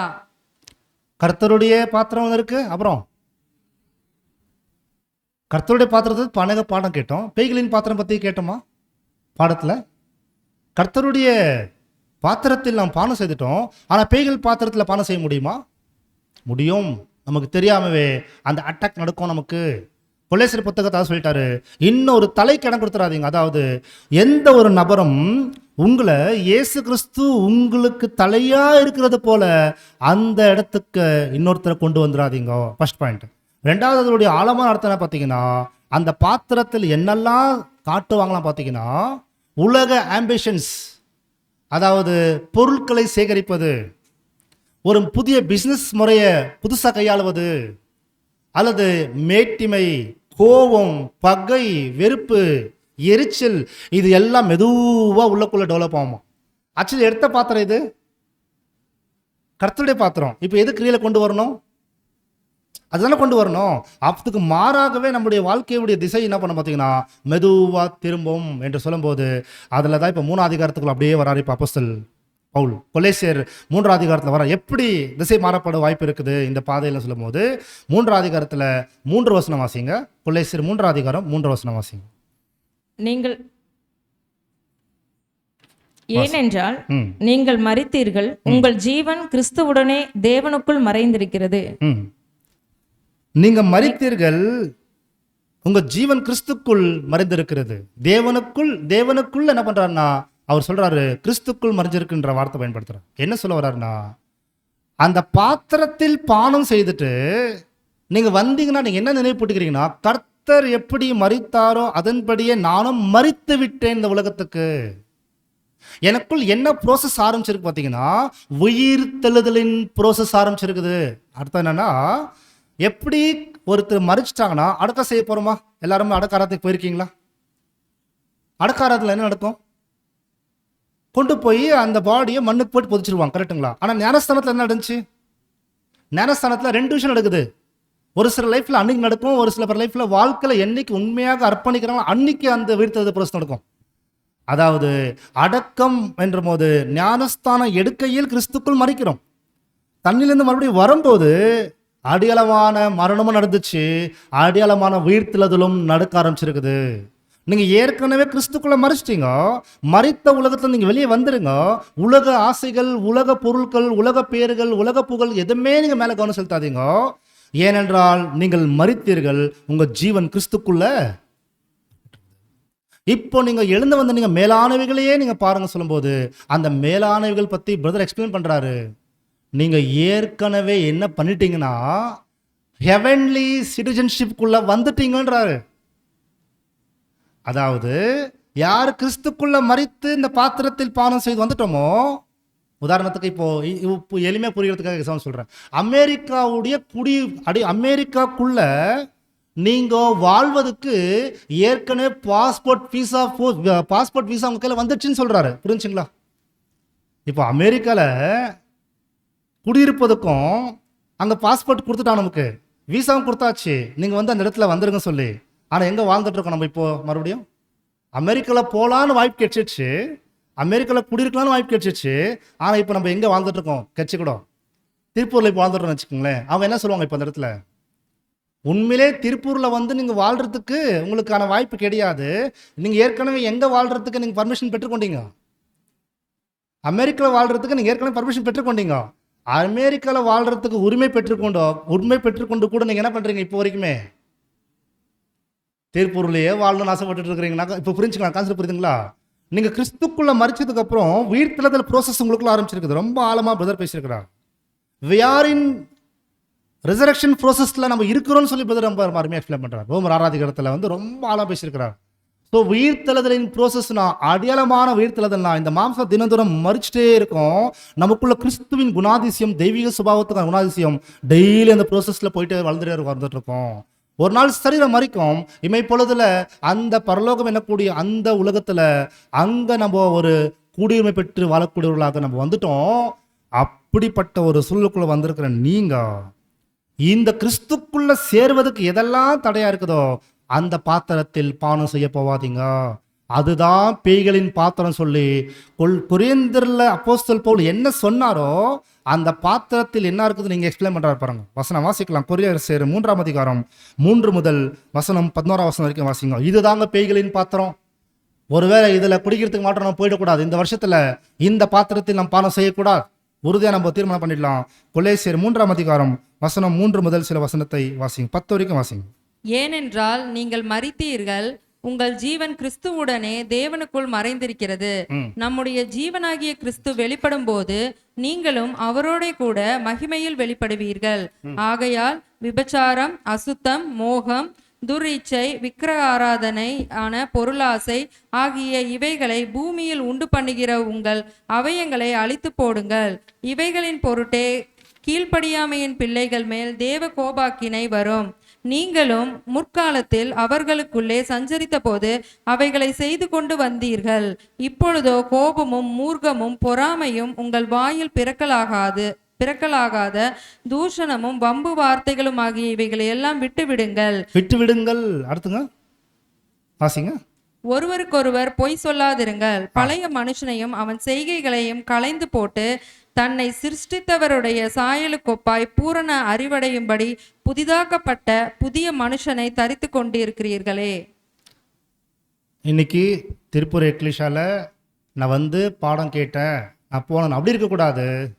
இனி என்னுடைய வாழ்க்கையில மூர்க்கமும் தூசணமும் பொய் சொல்றது, கோவப்படுறது, பொறாமை, பகை, வெறுப்பு, கசப்பு, சகோதரங்களை பார்த்து பேசாத போறது, சகோதரோட பார்த்து கை கொடுக்காத போறது, சகோதரன் மேல வெறுப்பு காட்டுறது, இது எதுவுமே நான் செய்ய மாட்டேன். நான் என்னால் வரைக்கும் அதை செய்கிறேனோ அந்நாள் வரைக்குமே நான் மறுபடியும் பூமியில தான் மறுபடிய பாத்திரத்தில் எந்த பாத்திரத்தில் பானம் பண்றேன். இது ரொம்ப ஆழமாக பிரதர் எக்ஸ்பிளனேஷன் பண்ணிருக்கிறாரு. ரொம்ப சிம்பிள், ரொம்ப எளிமையா நம்ம பார்த்துடலாம். யார் ஒருவர் சாத்தானுடைய பாத்திரத்தில் பானம் செய்கிறவர்களா இருப்பாங்கன்னு பார்த்தீங்கன்னா, உள்ளக்குள் ஒருவேளை கசப்பு ஆரம்பிச்சிருந்துச்சுங்களேன். உதாரணத்துக்கு கசப்பு, ஒருத்தரை பார்க்கும்போது உள்ள கசப்பாகுது, வெறுப்பு ஆகுது உள்ள. எப்போ ஆஃப்டர் மெமரியல் பத்தி பேசுறோம், அப்படி கசப்பாக ஆரம்பிக்கும் போதே புரிஞ்சிருங்க, உங்களுடைய வாழ்க்கை, உங்களுடைய சிந்தை, நீங்க சாத்தானுடைய பாத்திரத்தில் பானம் செய்ய ஆரம்பிக்க போறீங்க. நெக்ஸ்ட், சாத்தானுடைய ஏஜென்ட்டாக மாறக்கூடிய வாய்ப்புகளுக்குள்ளே கடந்து போகிறீங்க. ரொம்ப முக்கியமான விஷயம். யாராவது இந்த அப்பத்தில் பாத்திரம் பண்ணதுக்கப்புறம் மறுபடியும் ஒருவேளை சாத்தானுடைய பாத்திரத்தில் பங்கு பெறுவதற்கான வாய்ப்பு வரும்போது கசுப்பான வேறு, தேவையில்லாத எவ்வளோ ஆலோசனைகள், கோபம், வெறுப்பு வளர்த்துக்கும் போது ரீஃபரன்ஸ் நம்பர் 5974 அதுக்கப்புறம் சொல்லிக்கலே அதில் வரக்கூடிய முக்கியமான வார்த்தை சாத்தானுடைய ஏஜென்ட்டாக மாறுவதற்கு வாய்ப்பு இருக்குது. அதில் யாருடைய பிள்ளைகள் நம்ம யாருடைய பாத்திரத்தில் நம்ம பானம் பண்ணணும், அது அப்படியே மாறுமா. ஸோ எப்படி அது சொல்கிறாங்கன்னு பார்க்கும்போது அடுத்த ஒரு வார்த்தை நீங்கள் பார்க்கும்போது சொல்லிக்கலே அந்த ஆலோசனைகள், அந்த கோபம், அந்த வெறுப்பு, அந்த ஒரு கசப்பு, இதெல்லாம் பார்க்கும்போது டே பை டே மெதுவாக கிராஜுவலாக டெவலப் ஆகும். ஆனால் எப்படி இப்போ கண்டுபிடிக்க முடியும் தானே? எப்படி கண்டுபிடிக்க முடியும்? நான் எந்த பாத்திரத்தில் பானம் செய்கிறேன்னு எப்படி கண்டுபிடிக்க முடியும்னு கேட்டிங்கன்னா, யாருடைய உள்ளம், யாருடைய சிந்தை அடிக்கடி கோவப்பட்டுட்டே இருக்குதோ, ரொம்ப அருமையாக இருக்கிறார். அடிக்கடி சின்ன விஷயத்துக்கு கோவம் வரும், சின்ன விஷயத்துக்கு கோவம் வரும்னு சொன்னால் நீங்கள் கண்டுபிடிச்சிக்குங்க, உங்களுக்குள்ள அன்பின் ஆவி குறையா ஆக ஆரம்பிச்சிருக்குது. அதாவது இரக்கத்தின் ஆவி உங்களுக்குள் வேலை செய்ய ஆரம்பிக்கல. காரணம் என்ன பார்த்தீங்கன்னா, ரீஃபரன்ஸ் நம்பர் அதாவது ரொம்ப அருமையாக சொல்கிறார் 125, ரீஃபரன்ஸ் நம்பர் 5604. அதாவது அங்கே அவங்களுக்கு தேவ ஆவி குறைய ஆரம்பிச்சிருக்குது. அடுத்து அன்பின் ஆவி அவருக்குள் வேலை செய்யலை. ஏன்னா அன்பு நீடிய சாந்தமும் அந்த வார்த்தை சொல்கிறாரு. ஸோ மெதுவாக இது சாத்தானுடைய அந்த பாத்திரத்தில் பானம் செய்வதற்கான ஒரு ப்ரோசஸ் போகும். நெக்ஸ்ட்டு என்னன்னு பார்த்தீங்கன்னா, இந்த இடத்துல ஆழமாக நான் புரிஞ்சிக்க வேண்டியது என்னன்னு பார்க்கும்போது சொல்லிக்கலே தீமை பேசக்கூடிய எண்ணங்கள் மெதுவாக கடந்து வருமா. இதெல்லாம் சாத்தானுடைய பாத்திரம். அதாவது நேரடியான ஒரு பாத்திரம் இருக்குது இல்லையா, அந்த பாத்திரத்தில் பானம் செய்யறதுல இந்த பாத்திரத்தில் பானம் செய்கிற மாதிரி அட்டாக் பண்ணிடுவோம், நம்ம அட்டாக் பண்ண ஆகிறதுக்கு வாய்ப்பு இருக்குது. அதான் சொல்கிறாரு, அதாவது வார்த்தைகள் மூலமாக மற்றவங்களை காயப்படுத்துவது. Reference number 5475. தீமை பேசுவது அது மெதுவாக கிராஜுவலாக டெவலப் ஆகும். சகோதரி பற்றி தீமை பேசக்கூடிய வேலைகள் எகைன் மறுபடியும் ஆரம்பிக்கிறதுக்கு வாய்ப்பு இருக்குது. இது எல்லாம் கட் பண்ணுங்க, நீங்கள் மேலானவைகளே சிந்திச்சு பாருங்கன்னு சொல்லி அப்போஸ்தலன் பவுல் அந்த இடத்துல எழுதுறாரு. அது குறிப்பாக எப்படி நான் இதை கண்ட்ரோல் பண்ணி வைக்கிட்டோம்னு நீங்கள் கேட்டிங்கன்னா, நம்ம எப்படி கண்ட்ரோல் பண்ண முடியும்னு ஒரு சில நேரம் இப்படியெல்லாம் நடக்குதான்னு பயம் வந்துடும் பாடத்தில். அதுக்கு ரொம்ப அருமையான ஒரு ரெமெடி என்னன்னு பார்க்கும்போது, எவ்ரிடே இன் எவ்ரி ஹவர்ஸ் என்ன செய்யணும்னு சொல்லி சொல்கிறா பார்த்தீங்கன்னா, உங்களுடைய நோக்கம், உங்களுடைய செயல்பாடுகள், உங்களுடைய வார்த்தைகள், உங்களுடைய சிந்தைகள் எல்லாமே எவ்ரி 1 ஹவருக்கு நீங்கள் சர்ச் பண்ணுங்கன்னு சொல்கிறாங்க. ஒரு மணி நேரத்துக்குள்ள, அதாவது காலைல 10 மணிக்கு போகிறவர்கள் நீங்கள் ஆரம்பிக்கிறீங்க உதாரணத்துக்கு, 11 மணிக்கு 2 நிமிஷம் நீங்கள் நில்லுங்க. உங்கள் சிந்தை என்ன பண்ணுங்கன்னா யோசிச்சு பாருங்க, இந்த 1 ஹவரில் நான் என்ன செய்தேன், நான் என்ன சிந்திச்சேன், யாருக்கிட்ட பேசினேன், என்ன பேசினேன், கொஞ்சம் நீங்கள் அனலைஸ் பண்ணி பாருங்க. ஏன்னா எந்நேரமும் உங்களுக்கு தாக்கத்தில் இருக்குது இந்த பாதையில். எந்நேரமும் அந்த விழுந்து பண்ண தூதருங்க அட்டாக் ஆகிட்டு இருப்பாங்க சொல்கிறாரு. ஏன்னாக்கா நம்ம எத்தனை பேர் ஒற்றுமையாக இருக்கிறதுக்கு முயற்சி பண்ணுறோம் இந்த பாதையில். நாங்கள் ஒற்றுமையாக இருக்கணும், ஒரு சிந்தையோடு இருக்கணும், ஒரு அப்பாவோடைய பிள்ளைகளாக நாங்கள் வாழணும், எங்கள் சௌரஸை விட்டு கொடுக்கக்கூடாது. ஒருத்தர் பலவீனமாக இருந்தாலும் நாங்களை பிடிச்சி பிடிச்சி தூக்கின்னு போனன்றப்ப எவ்வளோ பேர் சிந்திக்கிறோம் நம்ம. அது நல்ல சிந்தை. விழுந்து போன தூதர்கள் என்ன பண்ணுறாங்க பார்த்தீங்கன்னா, அவன் சாத்தானுடைய தூதர்கள், தேவனுக்கு எதிராளிகள், அவங்களுக்குள்ள ஒரு ஒற்றுமை இருக்கான் சௌரஸ்வரிகளை. யார் ஒற்றுமை இருக்கிறாங்க? விழுந்து போன தூதருங்க, தேவனுடைய எதிராளிகள் ஒற்றுமையாக செயல்படுறாங்களா ஒரு புது சிருஷ்டி கீழே வைக்கிறதுக்காக. இங்கே நம்ம தானே ஒற்றுமையாக இருக்கணும், நம்ம தானே ஒருத்தருக்கு உதவி செய்யணும், ஒருத்தர் பலப்படுத்தணும், ஒருத்தர் தாங்கணும், ஒருத்தர் என்கரேஜ் பண்ண தானே. அப்போ சொல்கிறாரு, உங்களுடைய நோக்கம், உங்களுடைய சிந்தைகள், உங்களுடைய வார்த்தைகள் எல்லாமே நீங்கள் என்ன பண்ணீங்கன்னு சொல்லி ஒரு டைம் 1 ஹவருக்கு நீங்கள் சர்ச் பண்ணி பாருங்க. Reference number 4524. இது மிக முக்கியமான விஷயம். இந்த காலத்தில் இந்த சிந்தையிலேருந்து வெளியே போகிறதுக்கான வாய்ப்பு இருக்குது. அதனால சொல்கிறாரு, ஸ்பிரிட் ஆஃப் காட் 3 அதிகாரத்துடைய மேன்மையான விஷயம் என்னன்னா, தேவனுடைய ஆவியில வளருங்க. தேவனுடைய ஆவியில நீங்கள் வளருங்க. ஏன் அப்படின்னா, தேவனுடைய ஆவியில நீங்கள் வளர்ந்தீங்கன்னா 3 அதிகாரத்துக்கான evidence, spirit of God and spirit of Satan. 2 வார்த்தை பேசுகிறார் பிரதர், ரொம்ப ஆழமாக இருக்குது. உங்களுக்கு வெறுப்பு ஆயிடுச்சு, ஒருத்தர் மேலே கோபம் வந்துடுச்சு, உள்ளக்குள்ள ஒருத்தர் மேலே பகை வருது, நீங்கள் காலையிலேருந்து ராத்திரி வரைக்குமே யாரை பற்றியாவது பேசினா நீங்கள் கேட்குறீங்க. அதாவது தீமை பேசினா நம்ம கேட்க ஆரம்பிச்சிருக்கோம். மறுபடியும் இப்படி நடந்துச்சு, இப்படி ஆச்சு, இப்படி பண்ணாங்கன்னு ஒருத்தர் பேச ஆரம்பிக்கணும்னு வச்சுங்களேன். அப்படியா சிஸ்டர், அப்படியா அப்போதான் கேட்குறோம்னு வச்சுங்களேன். இப்போது அது எங்கே கொண்டு போகுதுன்னு பார்த்தீங்கன்னா, ஸ்பிரிட் ஆஃப் சேட்டன் உடைய தாட்ஸ் கொண்டு, அதாவது ஆவியின் கனிகளை வெளிப்படுத்துவது தான் தேவனுடைய ஆவினால் வெளிப்பட்ட விஷயம். ஆவியின் கனிகளை வெளிப்படுத்துவது என்பது தேவனுடைய ஆவி, கரெக்டா? ஆனால் ஆவின் கனிகளுக்கு மாறாக மாம்சத்தின் கனிகளை வெளிப்படுத்தினா அது சாத்தானுடைய கனிகள் என்ற வார்த்தை பேசுகிறார் சரஸ்வரிகளே. அப்படின்னா சாத்தான் நோக்கம் என்ன தெரியுங்களா? இந்த பாடத்தில் கான்செப்ட் புரியுதுங்களா? நீங்கள் தேவனுடைய பிள்ளைகளாகவே இருக்கணும், சத்தியமும் கேட்கணும், மன்னாவை படிக்கணும், இரங்கீதம் படிக்கணும், சபையாக கூடி வரணும், எல்லாம் பண்ணிட்டு இருக்கணும். ஆனால் கடைப்பிடிக்கக்கூடாது. ஆனால் நாங்கள் கேரக்டர் காட்டும் போது எல்லாமே என்ன பண்ண பார்த்தீங்கன்னா கோபம், வெறுப்பு, கசப்பு, பகை, மேட்டுமை இது ஃபுல்லாக வளர்த்துக்கணும். இந்த பாத்திரத்தில் பானம் செய்கிறதுக்கு சாத்தானை வேலை செய்யப்போம். ஸோ ரொம்ப ரொம்ப ரொம்ப ரொம்ப கேர்ஃபுல்லாக இருக்க வேண்டியதாக இருக்குது. ஏன்னாக்கா இந்த பாதையில் இவ்வளோ பேர் நெருக்கடி இருக்கிறதுனால சௌரஸ்வரிகளே எப்படி சிந்திக்கணுமா நீங்கள் பார்க்கும்போது இது ஆப்போசிட் தாட்டு. அந்த 3rd சாப்டரில் அவர் சொல்கிறார், மேலானவைகளை சிந்திங்கள். மேலானவை சிந்திக்கிறது எப்படின்னு சிந்திக்கலான்னு பார்த்தீங்கன்னா 4th சாப்டர் வராரு. இப்போ 4th சாப்டரில் சொல்கிறாரு, நீங்கள் உங்களை வாயின் வார்த்தையில் பேசும்போது நீங்கள் ஆவின் களி வெளிப்படுத்துங்க. கொலேசியர் 4ஆம் அதிகாரம் 2ஆம் வசனம் வாசிங்க. கொலேசியன் சாப்டர் 4 verses 2. இடைவிடாமல் ஜெபம் பண்ணுங்கள், ஸ்தோத்திரத்துடன் ஜெபத்தில் விழித்திருங்கள். 4ஆம் அதிகாரத்தில் வந்துட்டார். இதுலேருந்து எஸ்கேப் ஆகணும்னா இடைவிடாமல் ஜெபம். இயேசு கிறிஸ்து ஓட்டத்தை ஓடின முதல் நாள்ல ஜெபம் ஆரம்பிச்சாரு, கடைசி வரைக்கும் ஜெபத்திலே இருந்தார். ஜெபத்தினாலேயே எப்பொழுதுமே நீங்கள் உங்களை காத்துக்குங்க. ஒரு டார்கெட் ஃபிக்ஸ் பண்ணுங்க. இந்த வருஷத்தில் நான் தேவனுடைய சமூகத்தில் அதிகமாக ஜெபம் செய்ய போகிறேன். எனக்காக மாற்றம் இல்லாமல் என் உடன் சகோதரர்களுக்காக நான் ஜெபம் செய்ய போகிறேன். யாருக்குள்ள எந்த குறையை பார்த்தனா கூட நான் உடனடியாக தேவனுடைய சமூகத்தில் போய் அவர்கிட்ட சொல்ல போகிறேன். எனக்காக பரிந்து பேசக்கூடிய இயேசு கிறிஸ்து எப்படி எனக்காக எப்பொழுதுமே தேவன்கிட்ட பரிந்து பேசுகிறாரோ என்னுடைய உடன் சகோதரர்களுக்காக நான் உடனே ஜெபம் செய்ய போகிறேன். இது ஜெபம். அந்த ஜெபத்தை யார் எடுத்தாருன்னு கேட்டிங்கன்னா இந்த 4th சாப்டரில் நீங்கள் பாருங்களேன், எனக்கு பப்ளிக் ஸ்பீக்கராக எனக்கு பேச தெரியல, பேச்சு திறமை எனக்கு இல்லை, என்கிட்ட ஒரு கோடி ரூபாய் இருந்துச்சுன்னா சபைக்காக நான் என்ன பண்ணுவேன், எல்லாத்தையும் கொடுத்துருவேன், எனக்கு அவ்வளோ ஆர்வம் இருக்கா, நான் கையில் காசு இல்லைன்னு சொல்லி ஃபீல் பண்ணுறீங்களா? டைம் இருக்கா? முழங்கால் இருக்கா? முட்டி போட்டுடுங்க, முழங்கால் படிட்டுருங்க. அந்த ஸ்திரீயை நீங்கள் பாருங்கள், எத்தனையோ ஆண்கள், எத்தனையோ மனிதர்கள் இந்த தேவாலயத்தில் இருந்ததெல்லாமே போட்டாங்க, பணத்தை கொண்டு வந்து போட்டாங்க, காணிக்கை போட்டாங்க. அந்த ஸ்திரீயை நீங்கள் பார்த்தீங்களா? தன்னுடைய வாழ்க்கையிலேயே இருந்ததை இருக்கிறத பெஸ்ட்டாக போட்டுட்டாங்க. சொல்கிறாரா கர்த்தர் இயேசு? அப்போ எவ்வளோ கொடுத்த முக்கியம் கிடையாது, கொடுக்குற மனசு முக்கியம் என்று சொல்லும்போது, ஒருவேளை உங்கள்கிட்ட பொருளாதாரம் இருக்குதா பெஸ்ட்டே செய்யுங்க சகோதரர்களுக்காக. நேரம் இருக்கா ஓடி ஓடி சத்தியத்துக்காக ஒழையுங்க, பரவாயில்ல. ஆனால் ஒரு சில நேரம் இருக்கா? அப்போஸ்தல் பவுல் சொல்கிறாரு, சபைக்குள்ள அவர் என்ன பண்ணிட்டார்னா ஒரு நபர் இருந்தார் பரிசுத்தவான், என்னால் எதுவுமே செய்ய முடியலன்னு யாரும் வருத்தப்படாதீங்க. நீங்கள் இருந்த இடத்துலயே உங்கள் நேரம் கிடைச்சிச்சுன்னா நீங்கள் ஜெபம் பண்ணுங்க. எத்தனை எக்லிஷா ஜெபம் பண்ணியிருக்காரு பார்த்தீங்கன்னா 3 எக்லிஷா ஜெபம் பண்ணியிருக்காரு அவர். கொலேசியர் 4ஆம் அதிகாரத்தில் 12-13 வசனம் வாசிச்சு பாருங்க. கொலேசியர் 4ஆம் அதிகாரம் 12-13. எப்பாப்பிராவும் உங்களுக்கு வாழ்த்துதல் சொல்லுகிறான், உங்களை சேர்ந்தவனும் கிறிஸ்துவின் ஊழியக்காரனுமாகிய இவன் நீங்கள் தேவனுக்கு சித்தமானவைகள் எல்லாவற்றிலும் தேறினவர்களாயும் பூரண நிச்சயமுள்ளவர்களாயும் நிலை நிற்க வேண்டும் என்று தன் ஜெபங்களில் உங்களுக்காக எப்பொழுதும் போராடுகிறான். யார் யாருக்கு போராடுறாரு? அப்படியே வாசிங்க. இவன் உங்களுக்காகவும் லவோதிக்கேயருக்காகவும் போலியாருக்காகவும் மிகுந்த ஜாக்கிரதை உள்ளவனாய் இருக்கிறான் என்பதற்கு நான் சாட்சியாய் இருக்கிறேன்.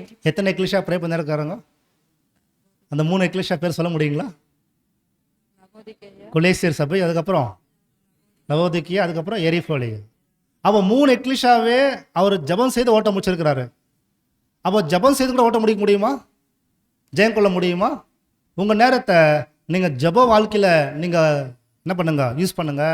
எந்தெந்த எக்லிஷா பற்றி நீங்கள் கேள்விப்படுறீங்களோ, எங்கெல்லாம் சத்தியத்தில் இருக்கிற சகோதரரை பற்றி கேள்விப்படுறீங்களோ அவங்களுக்காக ஜபம் பண்ணுங்க, அவங்களுடைய வளர்ச்சிக்காக ஜெபம் பண்ணுங்க, அவங்களுடைய புதுசு வளர்ச்சிக்காக ஜெபம் பண்ணுங்க. சொல்லும்போது ஜப வாழ்க்கையில் இந்த ஓட்டத்தை ஓடி முடிக்கலாம். அதே போல் 4ஆம் அதிகாரத்தில் கடைசியாக எழுதுவார், எத்தனை பேர் சபைக்காக ஊழியம் பண்ணியிருக்காங்கன்னு சொல்லி லிஸ்ட் எழுதுவார். ஃபுல்லாக ரொம்ப அழகான விஷயம் எழுதுவார். அப்போது ஒரு பெஸ்ட் மெத்தட் நம்ம ஃபாலோ பண்ணலாம். நான் இந்த பாத்திரத்தில் பானம் செய்யணும்னாக்கா இன்னொரு விஷயத்தை நான் கடைப்பிடிக்கிறேனே, பாதம் கழுவக்கூடிய ஊழியம் பண்ணிடுறேனே பெஸ்ட்டு. அந்த பாதம் கழுவக்கூடிய ஊழியத்தில் நான் இங்கே வந்துடுறேன்னு சொல்லும்போது அந்த பாதம் கழுவக்கூடிய ஊழியத்தில் தான் கர்த்தர் இயேசு காமிச்சாருங்க.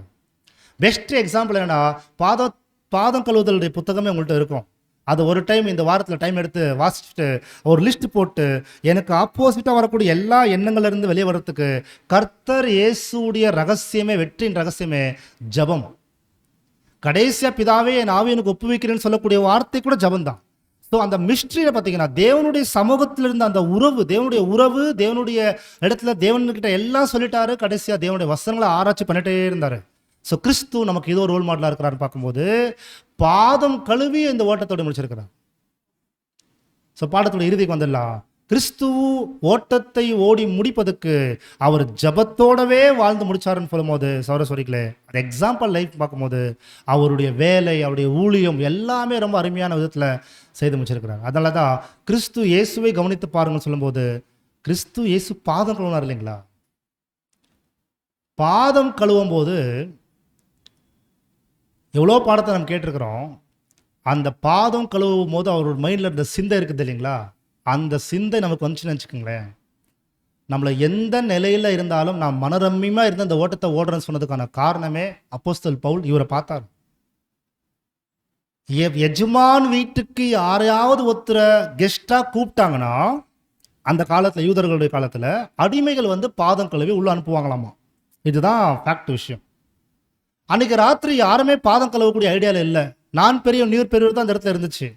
இவர் பாத்திரத்தில் எடுத்து அவர் அப்படியே பாதம் கழுவ ஆரம்பிக்கிறது. என்ன சிந்திச்சிருக்காருன்னு நீங்கள் கேட்டிங்கன்னா சரஸ்வரிகளே, என்னுடைய பரலோகத்தின் தேவன், என்னுடைய பரமபிதா, இந்த என்டையர் யூனிவர்சலுக்கு அவர் தான் எஜமா.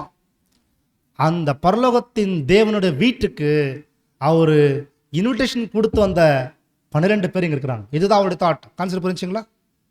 12 பேரை எங்கள் அப்பா வீட்டுக்கு இன்விடேஷன் கொடுத்துருக்காரு வரத்துக்காக. இப்போ நான் அவருடைய அடிமை நான் என்ன செய்ய போகிறேன்னா, இந்த விருந்தாடிகளுக்கு நான் பாத கழுவுறேன்னு சொல்லி அப்படி போனார். அவர் கேரக்டர் காமிச்சார். கான்செப்ட் புரிஞ்சுங்களா?